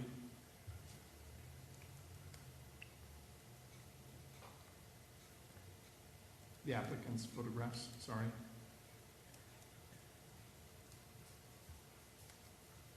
So if we need to refer to them, we can. This is an example of the railing that they're planning on putting in. It's one of the neighbors' it's railing in one of the neighboring houses. So you can see it has the nice hand grip rail on the top. The balusters are square in section, and it has a bottom rail, and the balusters are centered on the hand grip and the bottom rail, or the top rail and the bottom rail.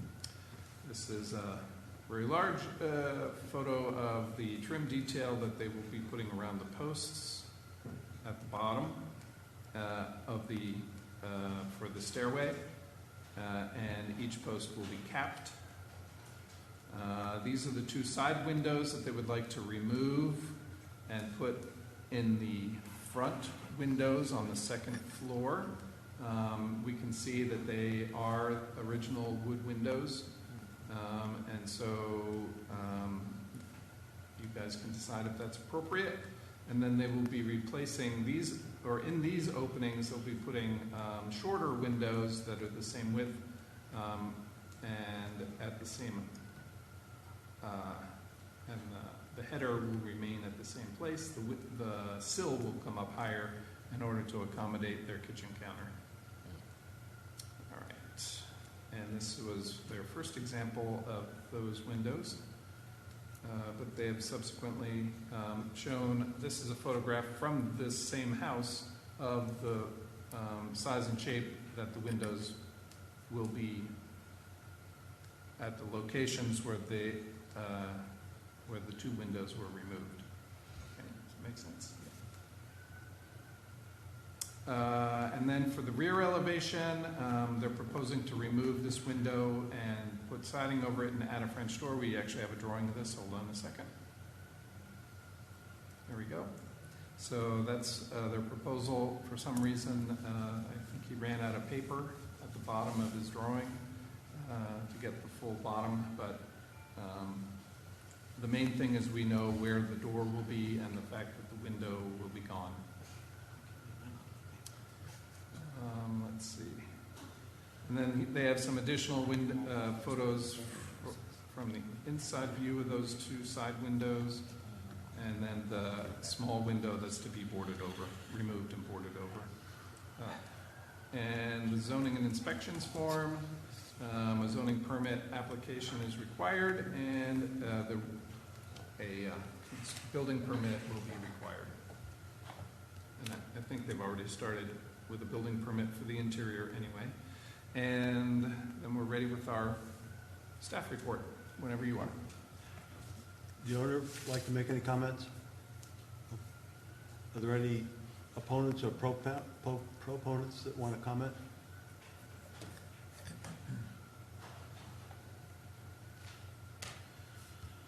Hi, I'm Kathy Jo Jones, and I live at 511 C Street. I wholeheartedly support the changes that our new neighbor has in place, and anything to revitalize and improve this area is commendable. If you would please monitor the other two homes, but this may not be the correct venue for that type of a discussion. The ones that are on the same side of the street, take pride in my home, and I would like for our street to reflect that. And if those 4 houses are to be retained by this historical preservation committee, I think if those 4 houses are to be under scrutiny, then they should definitely be full microscopic view there. And but as for this home, I'm excited to have renovation there and revitalization, and the brickwork is amazing, and I can't wait to see what's finished. Thank you. Thank you. Oh, what was your address again? 511 C Street. Thank you. Thank you.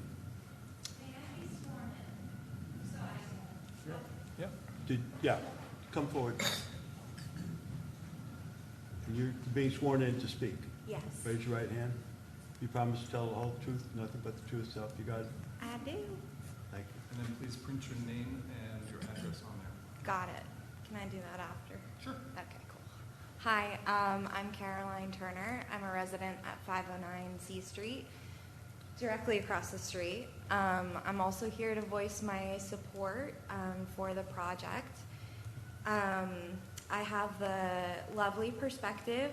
I spend a lot of time on my front porch, and I see 3 houses across from me that could be very beautiful homes, but have been severely neglected. And so I have a lot of excitement for what's in store for 508 C Street.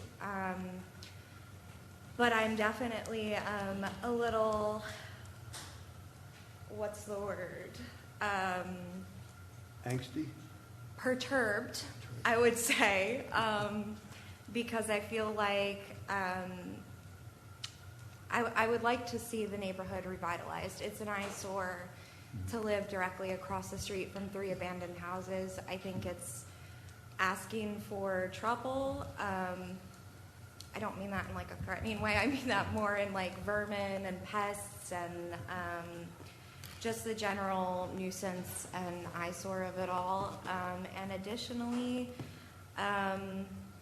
you know, I have concerns. I did want to point out that the upstairs windows I saw in your staff report, the upstairs windows were not there. There was, I believe from the previous owners, some tarps, and they were like slashed and ripped, and they'd flap in the wind, and it was horrible to listen to at night. So I did want to just throw that out there. And I disagree with the terminology weathered. I think that these homes are sitting and rotting, and that's why I'm here to voice my support, because quite frankly, the columns, I understand the architectural integrity of those and the importance of that, and I'm all for preserving historic buildings. But that being said, anything at this point is absolutely 10 million times better than what's going on right now. So, Okay. Thank you. Thank you. I'll And we put do my- have a committee that would take a look at it and see if there's other opportunities there.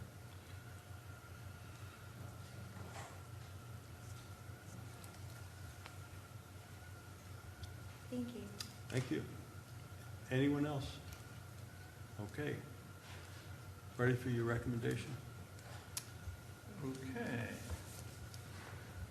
So these are the findings and evaluation for Mr. Orozco at the property at 508 C Street.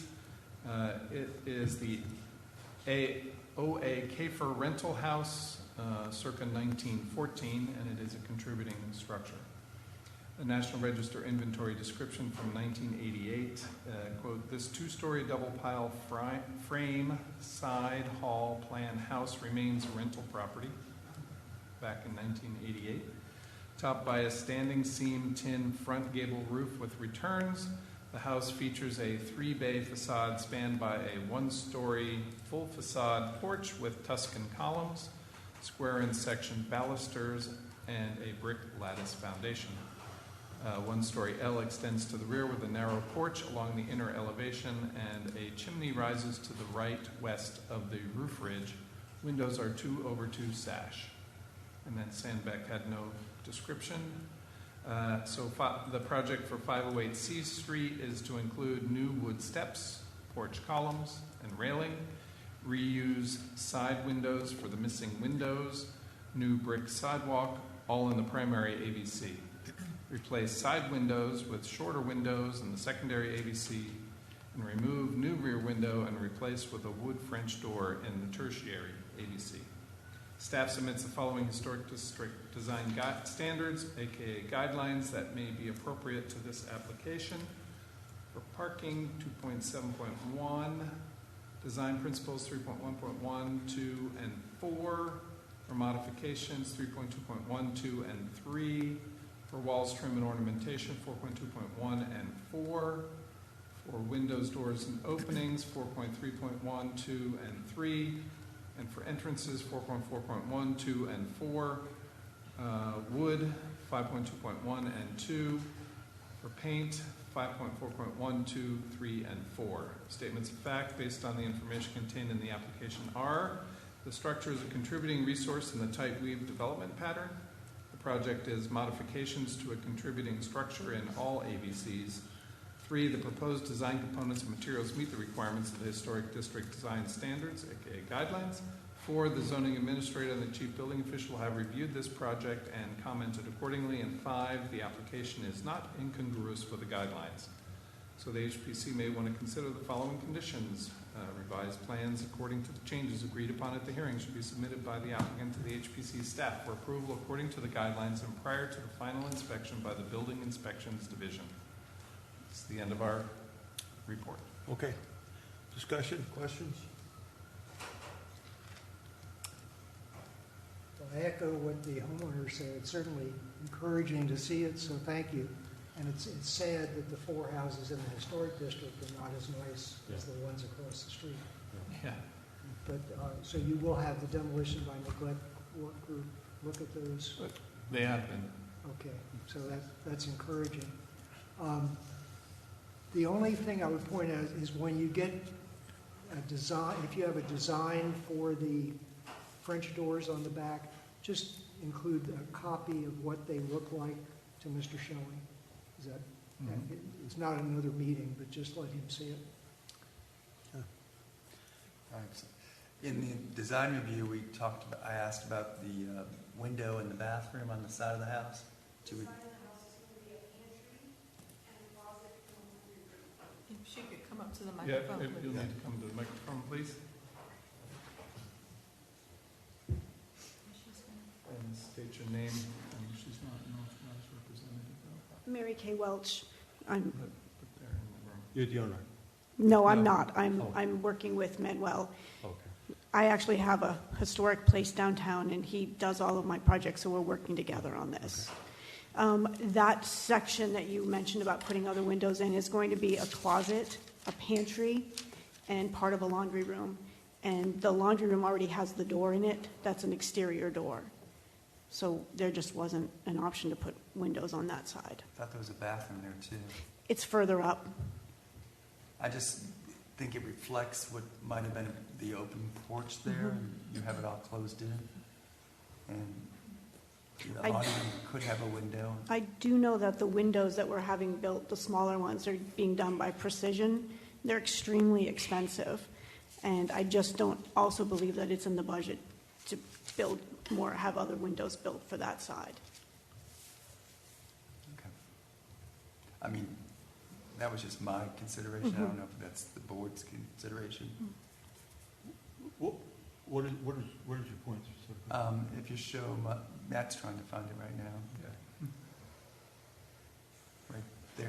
Right there, that was an open side porch, and it's been enclosed by a previous owner, and I suggested in I call it work session, that there'd be some more windows to reflect that it was an open porch. It looks very new construction now. And you're saying it's potentially There's future? a pantry and a laundry room and a closet. Yeah. So it just isn't appropriate to put a window. Yeah. It's already existing. And it's from the already previous existing, owner. yes. Okay, any other items? Although the previous owner never got Never got approval I'm for just it. saying that it's existing. It's not something you're working on. They're not asking for a change. Thank you. Mr. Chairman, I move we find the application for a certificate of appropriateness for 508 C Street to be not incongruous with New Bern's Code of Ordinance, Section 15411 to 15429, and New Bern's Historic District guidelines, based on the following specific guidelines and findings of fact. Parking 2.7.1, design principles 3.1.12 and 4, modifications 3.2.12 and 3, walls, trim, and ornamentation 4.2.1 and 4, windows, doors, and openings 4.3.1, 2, and 3, entrances 4.4.1, 2, and 4, wood 5.2.1 and 2, paint 5.4.1, 2, 3, and 4, and findings of fact, the structure is a contributing resource in the tight weave pattern. The project is a modification to a contributing structure in all the AVCs. The proposed design components and materials meet the requirements of the Historic District guidelines. The zoning administrator and chief building inspector have reviewed this project and commented accordingly, and the application is not incongruous with the guidelines. And the only condition I would suggest was that you provide a cut sheet for the proposed French door to Mr. Shelley. Second. Moved and seconded, we approve the application with the condition noted. All in favor, state aye. Aye. Opposed? Approved. Motion to issue the COA. So move. Second. Moved and seconded, we issue the COA. All in favor, state aye. Aye. Opposed? Issue the COA. Thank you all. Good job. Thank you.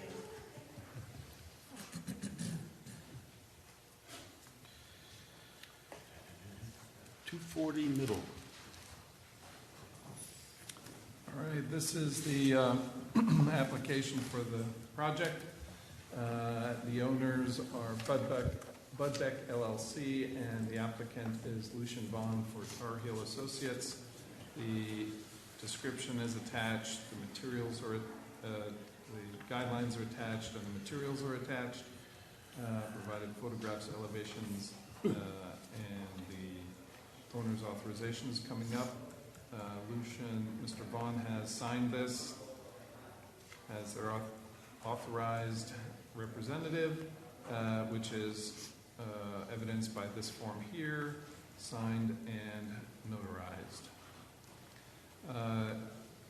They start with the history of the property and an excerpt from the Sanborn map here, 240, and showing the arrow here shows it's this property right here. And this also shows there's an overhang on the front over the property line and to the right-of-way, and then also a two-story portion in the front and a one-story portion at the rear, and it's all constructed of masonry. That's what the red represents.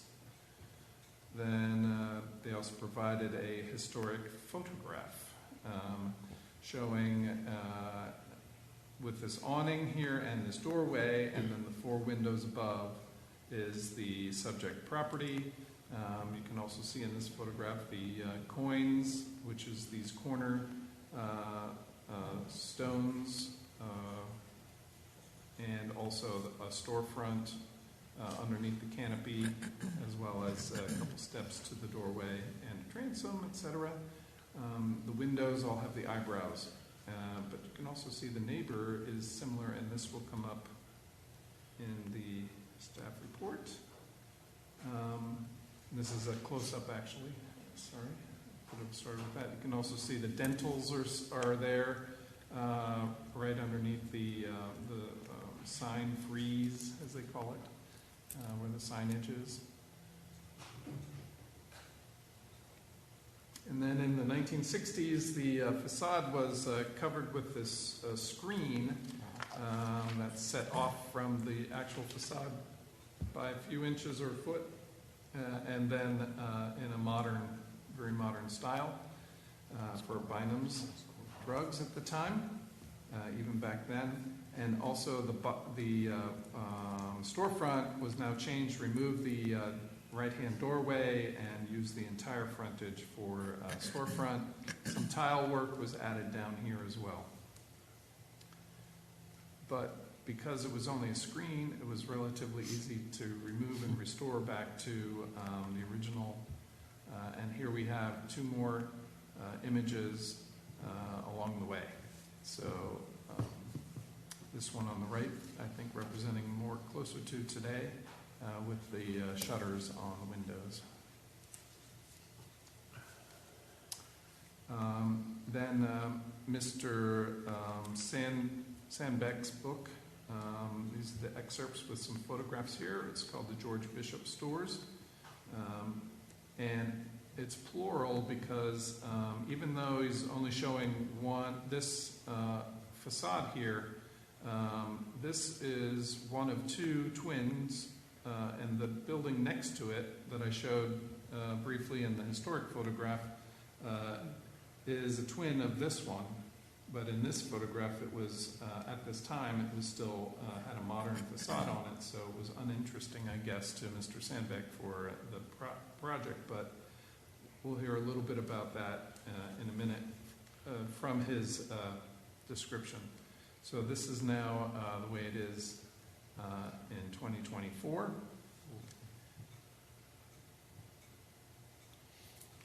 And in this case, so the storefront actually has a bulkhead on the left, the doors in the center, but then the right-hand third of the storefront is flush with the door, with the recessed doors. And here's an angle view of it at an angle. Here you can also see pretty clearly the dentils along the canopy edge.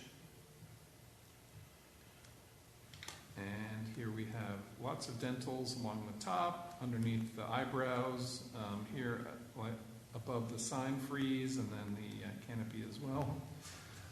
But here you also see we have today, it's the shutters, but painted brick. All the brick and the coins have all been painted this yellow color.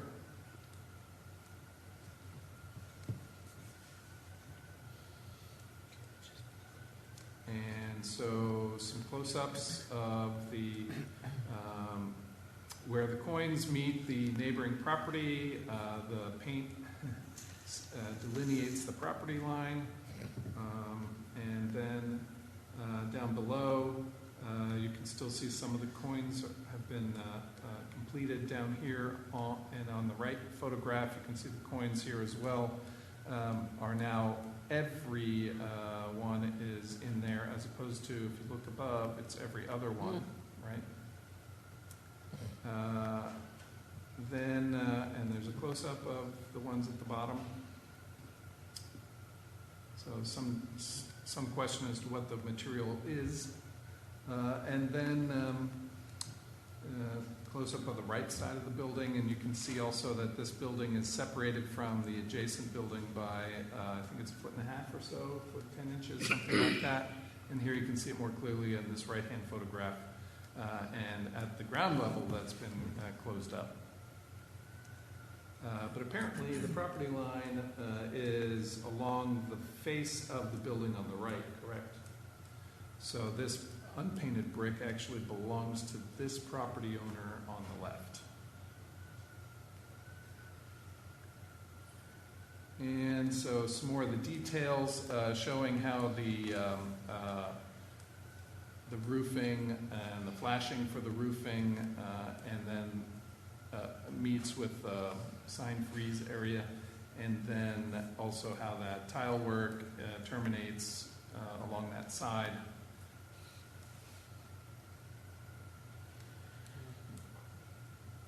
So moving to the rear of the building, where it's this one-story portion plus the two-story in the background.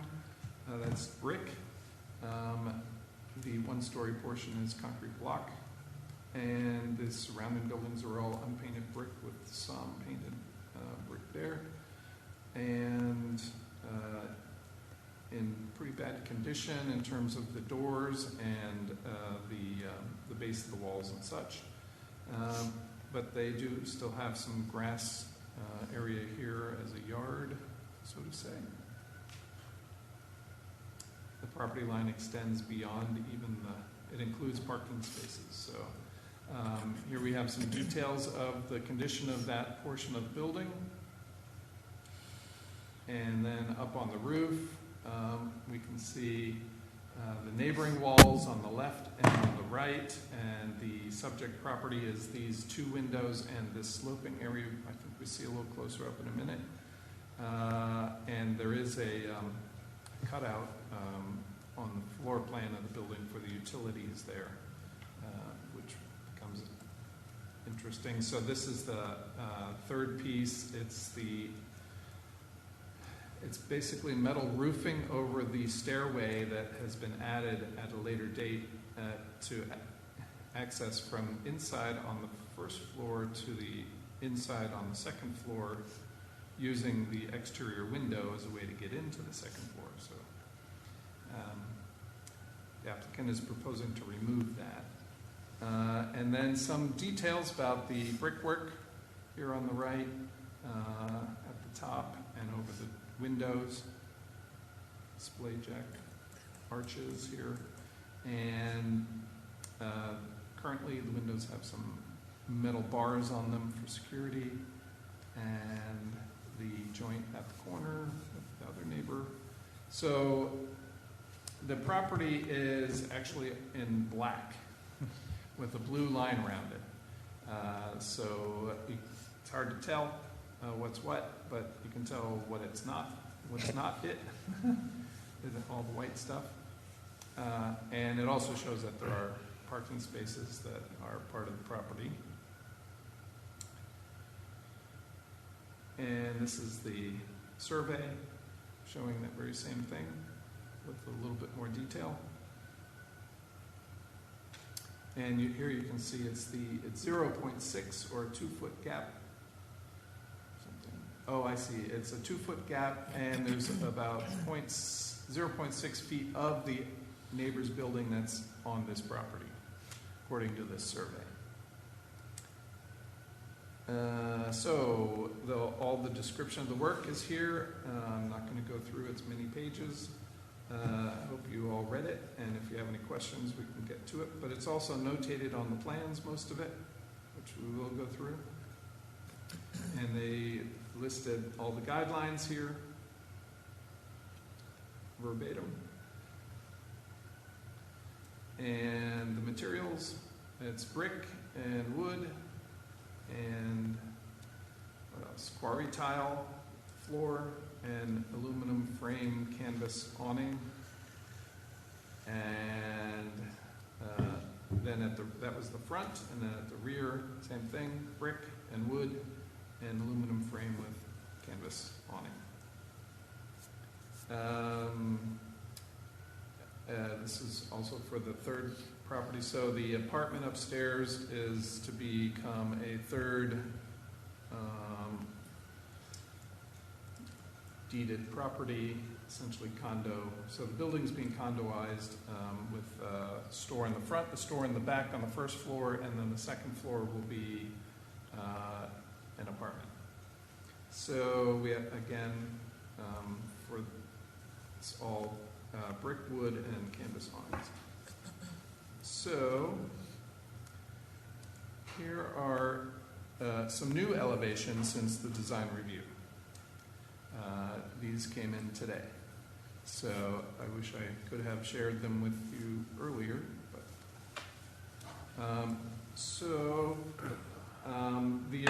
the original or the current elevations are the two on the left, top and bottom. So we see the current awning and the storefront all represented here on the front, and then on the back we have the yellow concrete block section here with the existing two windows and the stairway roofing piece. So at least keeping it simple on the back, since we're there, the back will have a new storefront on the back with a door in the middle and two storefront windows, and some brickwork instead of the concrete block, with the same detail of the over the windows and door, the jack arches there. There will be an awning on the back, and then where the current cutout is for the utilities, there will be a gate placed in front of that, as well as the entire brick facade will be continued across, straight across, flat across, coplanar across to the adjacent building, and so creating a new door, a new opening. I won't say doorway, gateway for the utilities. Then on the second floor, which, if remember, this is pushed all the way back, whatever, 30, 40 feet, and the two windows will become two doors, so the sills will be removed and lowered and become thresholds, and then a new awning over the two windows, and that hood or the roofing over the stairways removed, and the opening bricked over. So then at the front, there are actually two options, two ideas to consider. One is to retain the existing canopy, and the other is to replace it with a canvas canopy. So those are the two differences between these two, and we pretty much discussed this at the design review to be pretty much the same. There's going to be the storefront on the left 2/3 or 3/4 of the facade, and then a new doorway for the apartment on the right side. Okay, and the storefront has the brick bulkhead, and in this case, it, as in the design review, it is proposed to be painted brick to match the painted brick on the rest of the facade. The coins in both cases would still be exposed as much as is possible, and if necessary, to a certain degree repaired. So that is perhaps yet to be determined how serious that may turn out to be. And that's it. The brown representation is all wood, mahogany wood, and I don't want to have to zoom in on everything again. And same thing on the back here. I believe the doors are all mahogany. And the window frames are wood, at least. Are they mahogany too? Even on the back? Okay. So, moving forward, these are the plans. This is the existing plan, which has the store is the entire first floor, and then this is the stairway that goes to the second floor, and the rear wall of the second floor is this line here, and this is why that stairway had that hood, that roofing sticking out in order to get up to the second floor. Wait, yeah, here it is here, the stairway coming up to the second floor. And so upstairs was offices or an apartment, but a second space.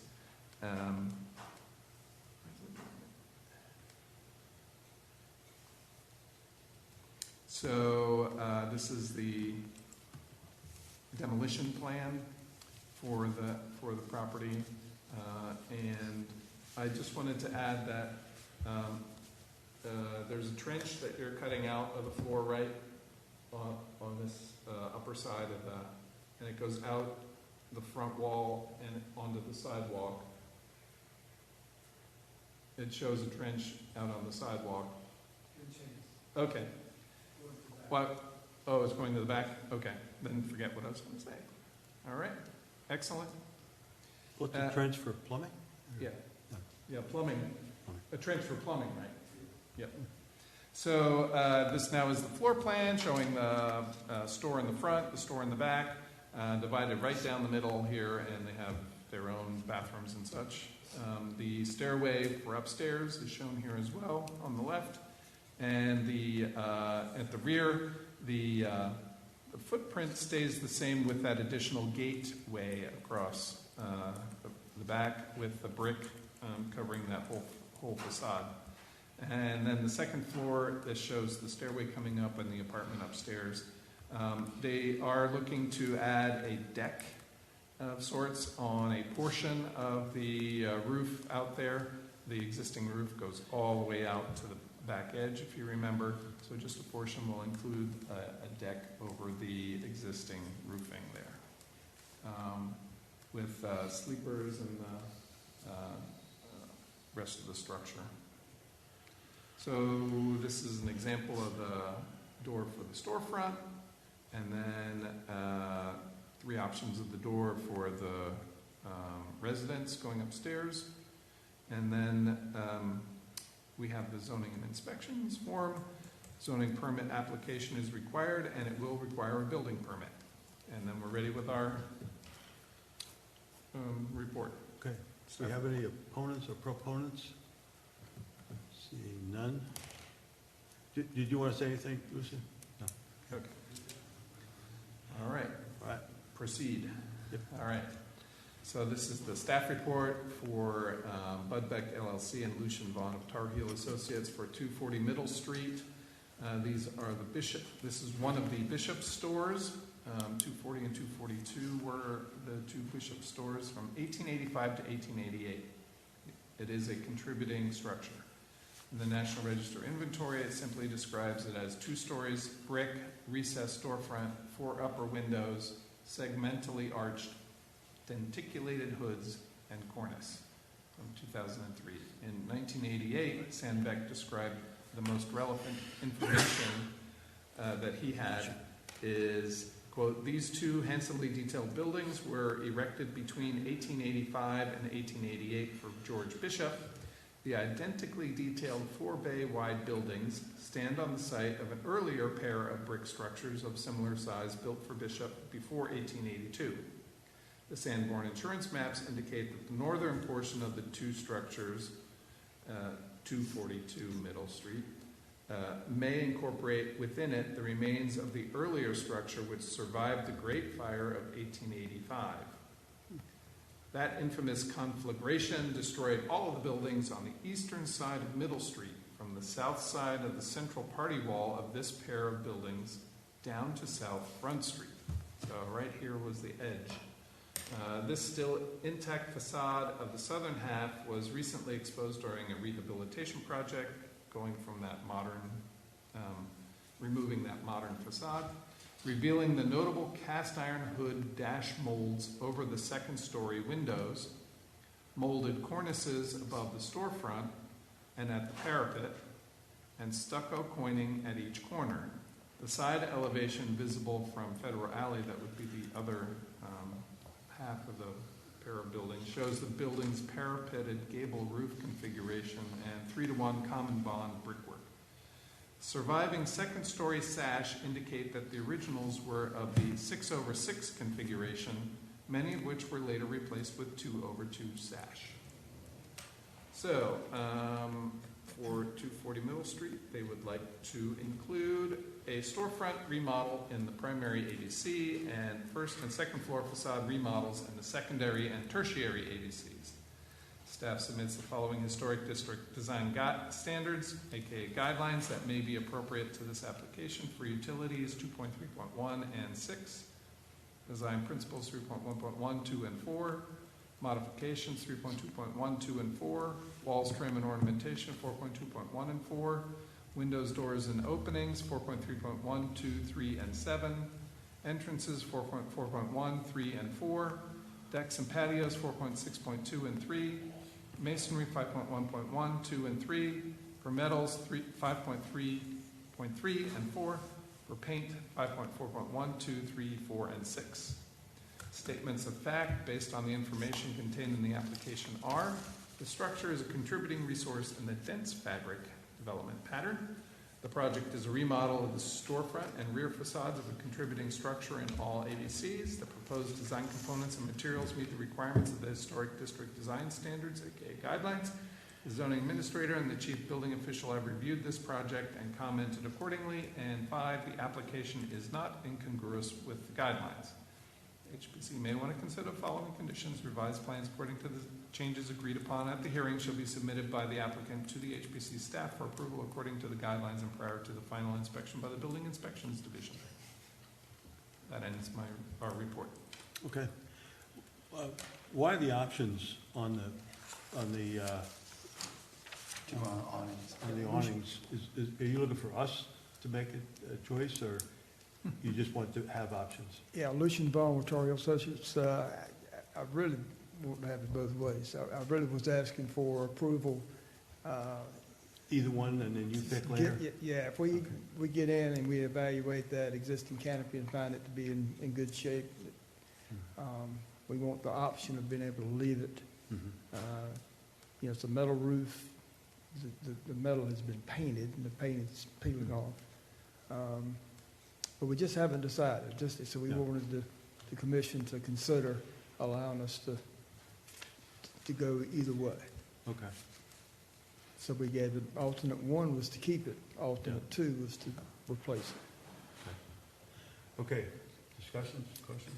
That answered my question. Okay. Others?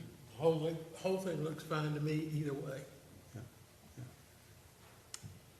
I like the reuse of the back of the building and covering over that concrete block with the brick veneer. That's doing a lot to that rear alley. Yes. So I guess we need to talk about painted brick.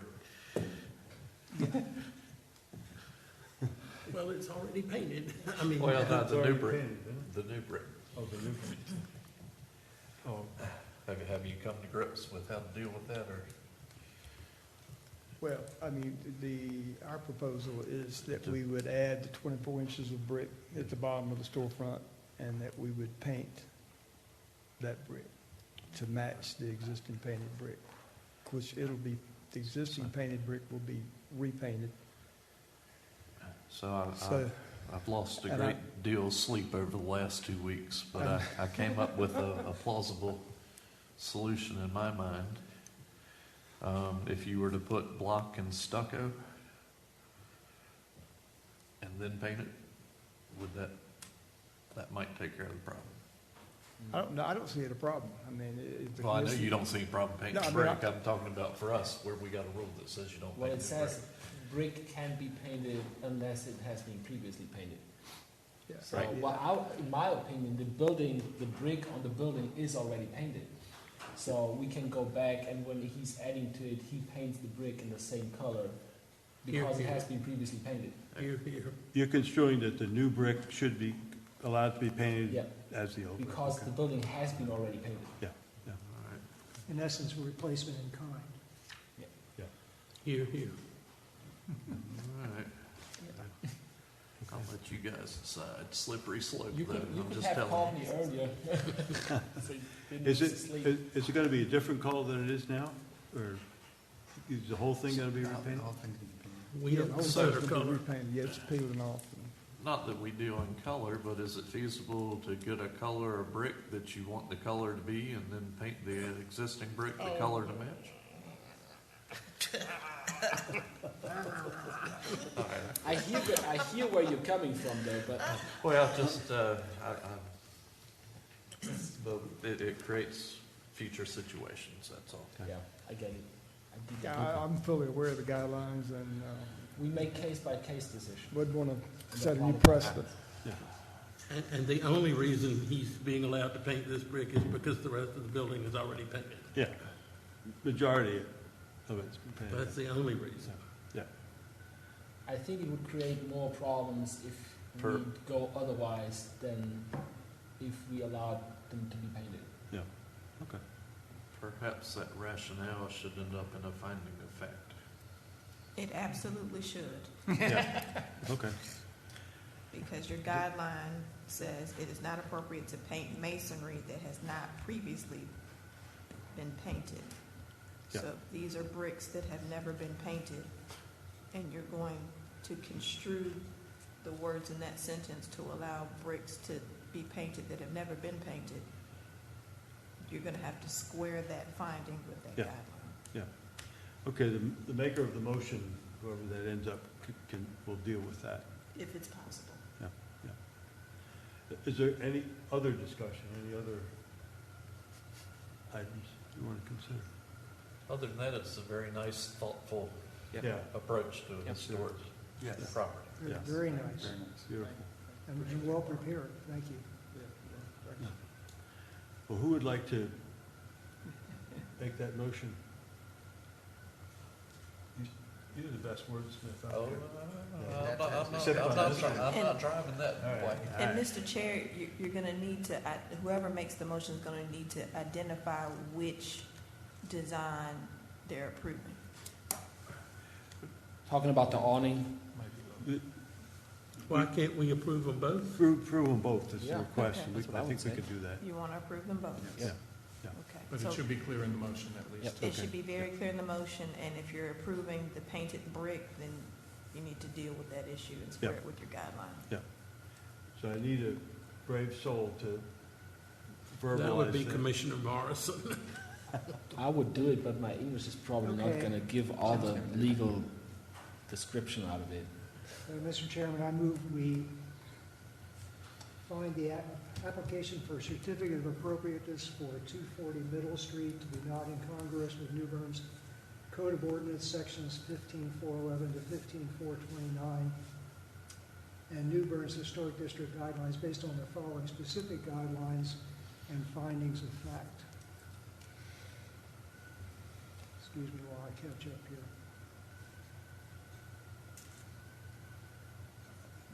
Utilities, 2.3.1 and 6, design principles, 3.1.1, 2, and 4, modifications, 3.2.1, 2, and 4, walls, trim, and ornamentation, 4.2.1 and 4,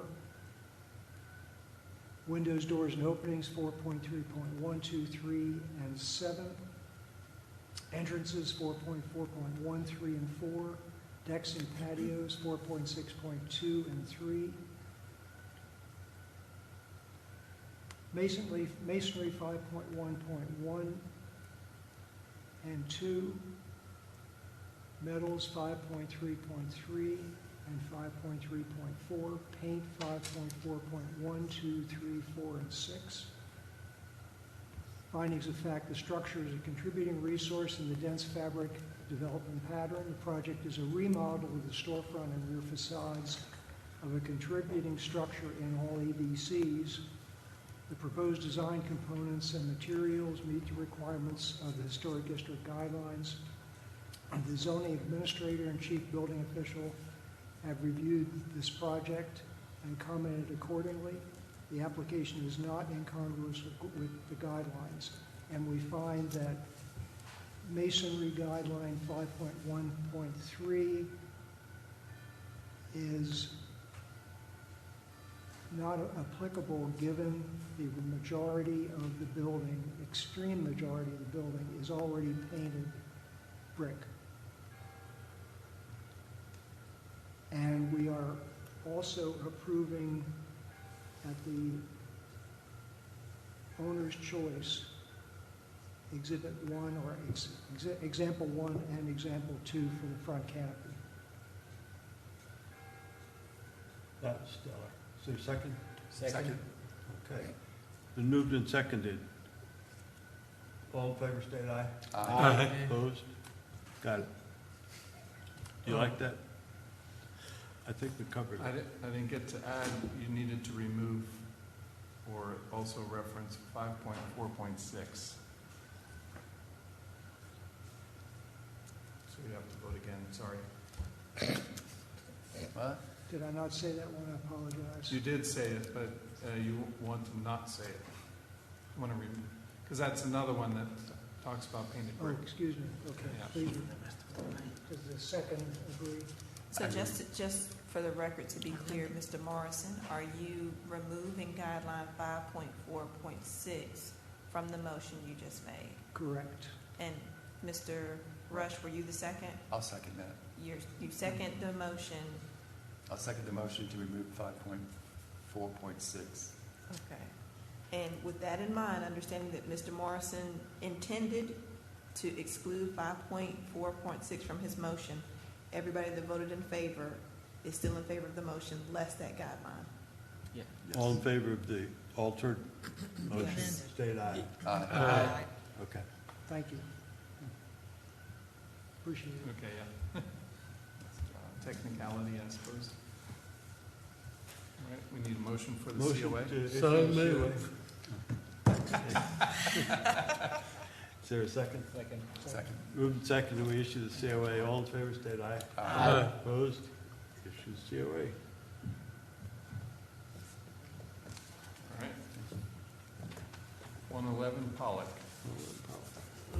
Last but not least. All right, this is the application for this Centenary family limited, and Sarah Afflerbach is the applicant. They've provided the description, the guidelines, the materials, all the various information.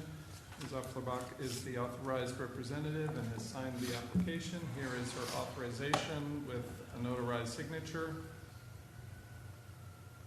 And in California, apparently, they have an acknowledgement.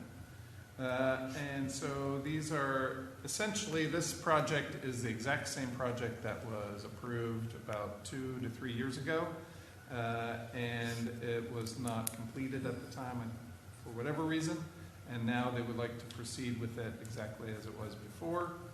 And just because almost none of you were here back then, it is a porch on the east or east or river side of the building. And let me go back to the photos. It's actually more helpful at the moment. You can see in the top middle photo there is a boarded up doorway and the ghost of a stairway. So that porch will go actually here and extend out. It's actually a porch, not just a stoop anymore. And so we'll see the plans here in a minute. This is the site plan essentially with the river at the top and Pollock Street on the left. And the porch addition is here at the top in kind of cross-hatching representing the roofing. And then here's a plan of that, the roof plan. This is an existing first floor plan showing the now gone stoop stairway. And to be replaced with the new floor plan here in the middle of this drawing sheet. And here we can see stairways on the left coming from Pollock Street up to the now larger porch. Porch is 12 by 27. And let me see, there's no changes to the doors or the windows here. That the porch has a foundation.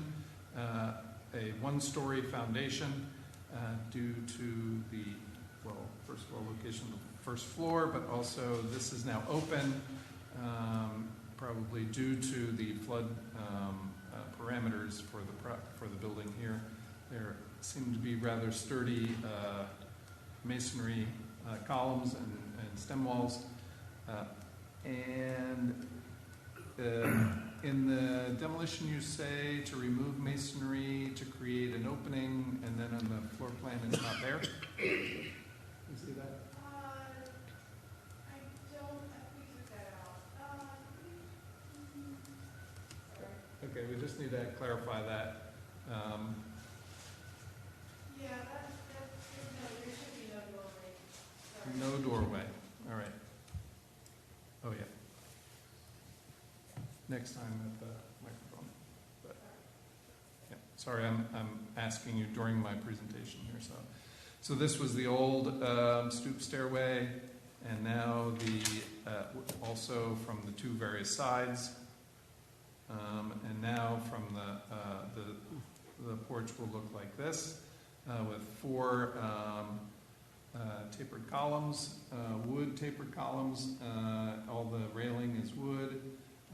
We have brick masonry with brick arches for the base of this, and a new painted wood stairs to match existing stairs, I suppose. And the roofing on this is metal roofing. There is a pedimented portion of the roof here facing the river. I think so. So let's see. Then from the sides, you can see it's a much more substantial front porch. Also has arches on the sides as well, all brick around there. Same materials all around. And so the zoning and inspections report indicates a zoning permit application is required, and building permit will be required, floodplain development permit application required, and a V-zone certificate may be needed. So just discuss that with Mr. Boswell, and then I'm ready whenever you are. Okay, Sarah, any comments? No. No proponents or opponents out there anymore. Okay, I'm going. All right, continue. So this is the staff report for the Centenary Family Limited and Go Architectural Design project for 111 Pollock Street. This is historically known as the Dr. Harvey Civils House from 1935. It's a contributing structure, and the National Register inventory description from 2003 describes it as colonial revival style. Brick, 2 stories above raised basement, 5 bays wide, pedimented entrance, gable end roof, return cornices, and exterior end chimneys.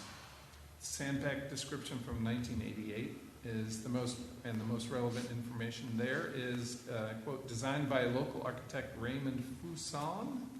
This brick colonial revival style residence was built 1935 to 1936.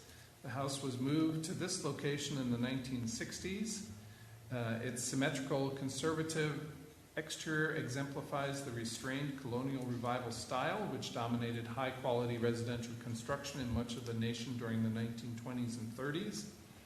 Among the notable exterior details are a modillion cornice, pedimented entrance doorway with side lights and a fan light, and segmental relieving arches over the window openings. Extending to the north end is a spacious side porch with a gable roof supported by Tuscan columns. And if you want, I can show you that in the photos that were provided. 111 Pollock Street project is to include a new porch addition in the secondary AVC. So the utilities, 2.3.6. Staff submits the following historic district design standards, aka guidelines, that may be appropriate to this application. Utilities 2.3.6, design principles 3.1.1, 4, and 5, modifications 3.2.1 and 2, additions 3.3.1, 2, and 3, foundations 4.1.1, 3, and 4, walls, trim, and ornamentation 4.2.1 and 4, windows, doors, and openings 4.3.1 and 2, entrances 4.4.1, 2, and 4, for roofs 4.5.4, masonry 5.1.1, 2, 3, and 5, for wood 5.2.1 and 2, for paint 5.4.1, 2, 3, 4, 6, and 7.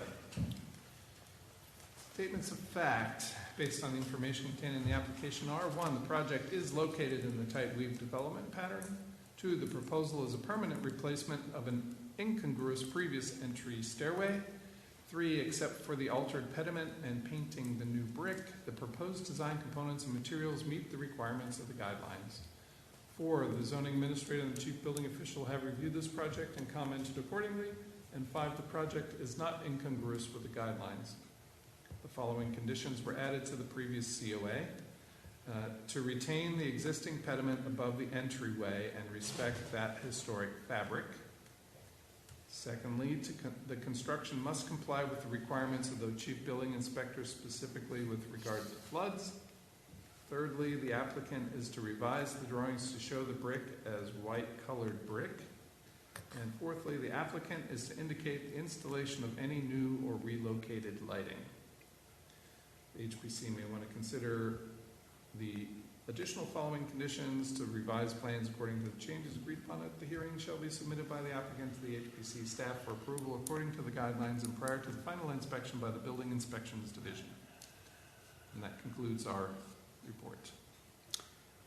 Are you saying that the brick columns under the new deck should be painted white? Is that what you're saying? No, they're proposed to be painted white. But, they're not shown here on the drawing, but they're proposed to be? Well, right. The brick joints are shown black and the bricks are shown white. Okay, too fine. But it says new painted brick masonry. They're notated to be white, painted. I can't read it. Matt, Well, the condition says as white-colored brick. Oh, okay. The previous, White-colored brick. previous Well, the approval. previous conditions were to be white-colored brick. Given your previous application. See, slippery slope. Where's the slippery I talked to the owner today, and they are perfectly fine with using having it be a regular red brick. And I talked to them about a white brick, but they would prefer not to do a white brick because it's not really going to match the house. So we would just like to make it a regular, unpainted brick. Super. Well played. Great. And I had a question Is about that a the. breezeway? It's open arched under that. It's open Yeah, I think underneath, so. and we do have concrete masonry under there. Can we paint that? Guidelines. Not if it's unpainted, right? It's Do the masonry. guidelines just say masonry, Yeah, or masonry. Well, is concrete masonry? Yes. Yeah. that Well, should be poured addressed? concrete is not masonry, but masonry units are masonry. CMU, concrete masonry units. Would you let us paint the inside concrete masonry? It appears to be painted now. No, well, this is new construction. Well, you're talking about the insides of the new walls, you want to Yeah. paint them? Yeah, The walls or the floor? walls. So if I can explain, the walls are made of concrete block and then faced on the outside with brick. Yeah. So since it's all open, You can always put stucco on it and then paint it. This is gonna get very wet. I don't know where it is. Well, Plans, here's the plan view, right. So you can see, for example, in this plan view in the upper right, the heavy black double X cross hatching is the concrete masonry unit. And it has Why did brick it go small? It's supposed to go large. Right, and then the lighter cross hatching is the actual brick. how about we just propose to wrap the entire column in brick? Yeah. That's a great idea. Well, That's do a we win. have a say about things that are not visible from the outside? Like, I mean, Well, do we see those things from any angle in the building, really? I think if we can just say Yep, that, I think okay. we'd prefer to do What, that. what do you want to do? Just wrap the whole thing in brick. and so there'll be Wrap no the whole thing. exposed Just add concrete up the masonry. price. Yeah. Yeah, okay. Would The pediment above the doorway, when you said retain, can we remove and keep it on site, or do we need to keep it in place? Because with the slope of the roof, it would be partially covered by the ceiling of the new Yeah, porch. so that's up to these guys, but so to be clear, so you guys know what we're talking about, you can see here the house and the description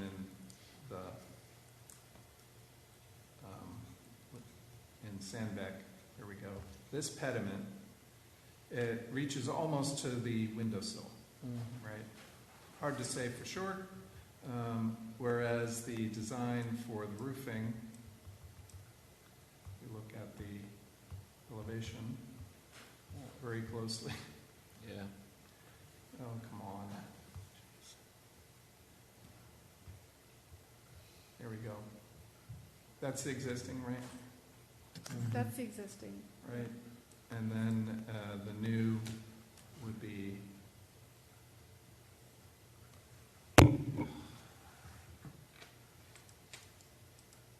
like that. So you can see there's a flat portion up against the wall there that is at or below the tip of the previous pediment. And so even with the structure, even if it's above it, with the structure and everything, it would damage the pediment underneath there. It may also be questionable as to whether or not you would even be able to see it. Yeah. What is your plan for the ceiling of that? Do you know? It will be painted. I mean, wood. is it going to be flat? It's going to be flat, yeah. So what we see here, it's going to cut through the fan light too? It will cover, it will have to, we did a section through there, is that not in this set? I don't see it, yeah. I believe that it does cover some portion of it. So maybe a better solution is to actually have the ceiling at the bottom of Can you go back to the photos for a second? Yep. Sorry. Back to the, you have that. And that. Let's see, where do we have, do you want this top one? Yeah. What if we have a vaulted ceiling in there? Yeah. No rafters To have the ceiling Open. attached to the underside of the joists. And then what I was thinking about, if you take this thing down, and I think, can I get a zoom in on that front page? I think if it would be cut a little bit, like the horizontal piece, if that gets cut down by, I don't know how high it actually is right now, but if it gets cut down a little bit, the whole thing would come down by 3-4 inches, and that might be sufficient to get the roof over it, and then it'd be sitting under the roof. It's our intent to leave that window open. The slope that I've got on that roof comes very close to the top of that, or the sill of that top window up there. And a portion of the trim of that window may be covered.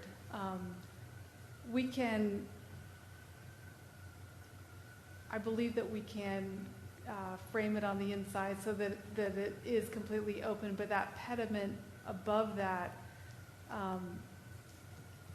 is either, we'd like to take that off and put it in the attic if that would be acceptable. I think it's savable. With the right design, it can stay there. It might need to be altered by a little bit, but I think it can stay there.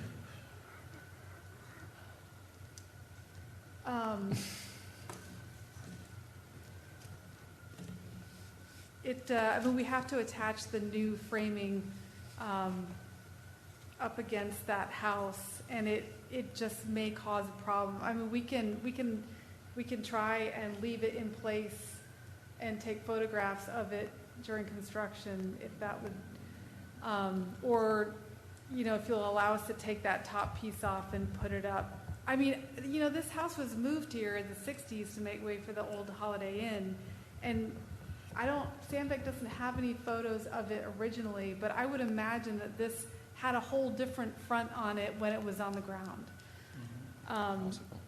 Probably with a porch. I can't say, but there were definitely houses like this in New Bern that have that when it was facing the street.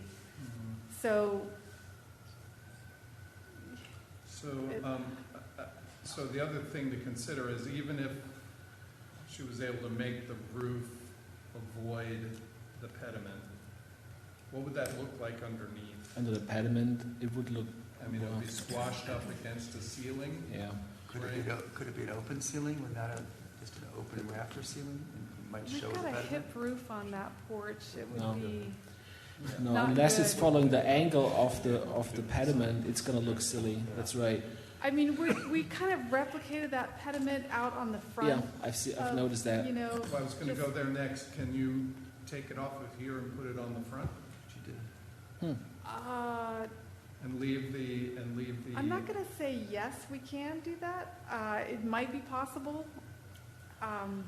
We could attempt to. I don't now.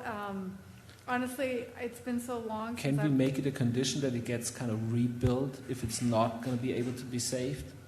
Like just Well, that's what I proposed. Is it yeah. kind of Is that replicated it? following pretty much the design of that pediment? Yes.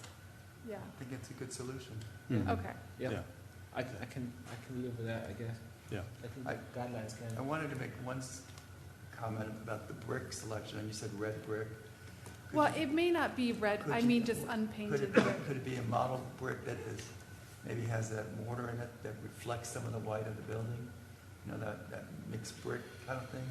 So it's not such I a- had talked to them about an oversized, kind of uneven, more historic kind of brick. Instead of like a wire cut, very square edged brick. But you mean like a tan or like a cream mortar or something? Or... Well, I just mean that sometimes they have some white brick in there that's from the mortar or. Oh, that it's the old brick kind of thing. Right. And that would reflect some of the. Variegated brick. Variegated, Yeah, yes. I think that'd absolutely. be a great solution, kind of blend it. Yeah, Yep. blends better Yep. with the white. Okay, we ready to go here? Thank you. I think so. Let's, who's going to craft the motion? Commissioner Morrison. Commissioner Morrison. Able to do that. Mr. Chairman, I move we find the application for a certificate of appropriateness for 111 Pollock Street to be not incongruous with New Bern's Code of Ordinance, section 15411 to 15429, and New Bern's Historic District guidelines based on the following specific guidelines and findings of fact. Utilities, 2.3.6. Design principles, 3.1.1, 4, and 5. Modifications, 3.2.1 and 2. Additions, 3.3.1, 2, and 3. Foundations, 4.1.1, 3, and 4. Walls, trim, and ornamentation, 4.2.1 and 4. Windows, doors, and openings, 4.3.1 and 2. Entrances, 4.4.1, 2, 4, and 4. Roofs, 4.5.4. Masonry, 5.1.1 and 1, 2, 3, and 5. Wood, 5.2.1 and 2. Paint, 5.4.1, 2, 3, 4, 6, and 7. Findings of fact, the project is located in the tight weed development pattern. Proposal is a permanent replacement of an incongruous previous entry stairway. The proposed design components and materials meet the requirements of the guidelines. The zoning administrator and chief building official reviewed this project and commented accordingly, and the project is not incongruous with the guidelines. Conditions, none that I see. What about the pediment to be rebuilt in the front? Well, did we conclude it's going to be rebuilt or as proposed on the design? Proposed is a replica, right? That's just fine. It's fine. I second Mr. Morrison's motion. With no conditions. You done? Okay. Yeah. Is there a second? Yes. Oh, you did? I I'm did sorry. second it, yes. Okay, I'm sorry. Moved and seconded, all in favor, state aye. Aye. Opposed? Okay. Motion to issue the COA. So move. Second. Moved and seconded, issue the COA, all in favor, state aye. Aye. Opposed? There are none? Okay. Richard did the motion on that, right? No, I did the Greg? motion, he seconded. Oh. Just issue the The COA COA. was Richard's COA. Oh, I'm sorry. I second. Gotcha. So, just to be clear, because the change was made at the meeting for the drawings to no longer be painted brick, we need to be clear that the brick is now going to be unpainted brick. And Which complies with the guidelines. Yes, and wrapping around the columns in their entirety. Yep. It would not be unreasonable for staff to require that to be in a drawing before they got their permit. Right. Oh, God. Yeah, okay, thank you. Or it might be unreasonable. I think it's fine.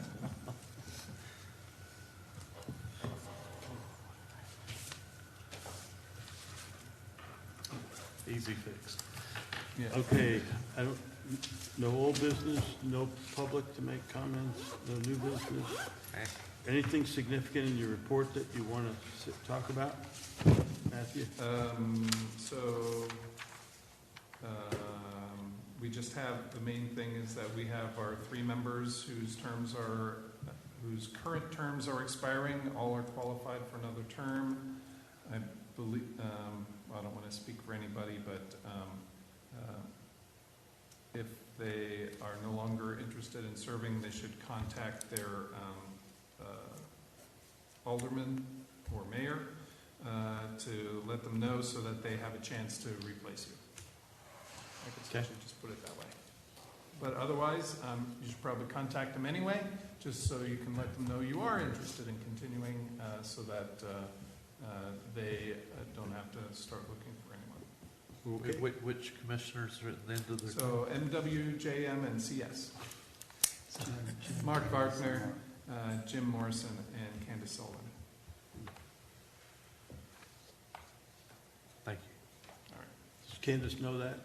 Yes. Okay. Okay.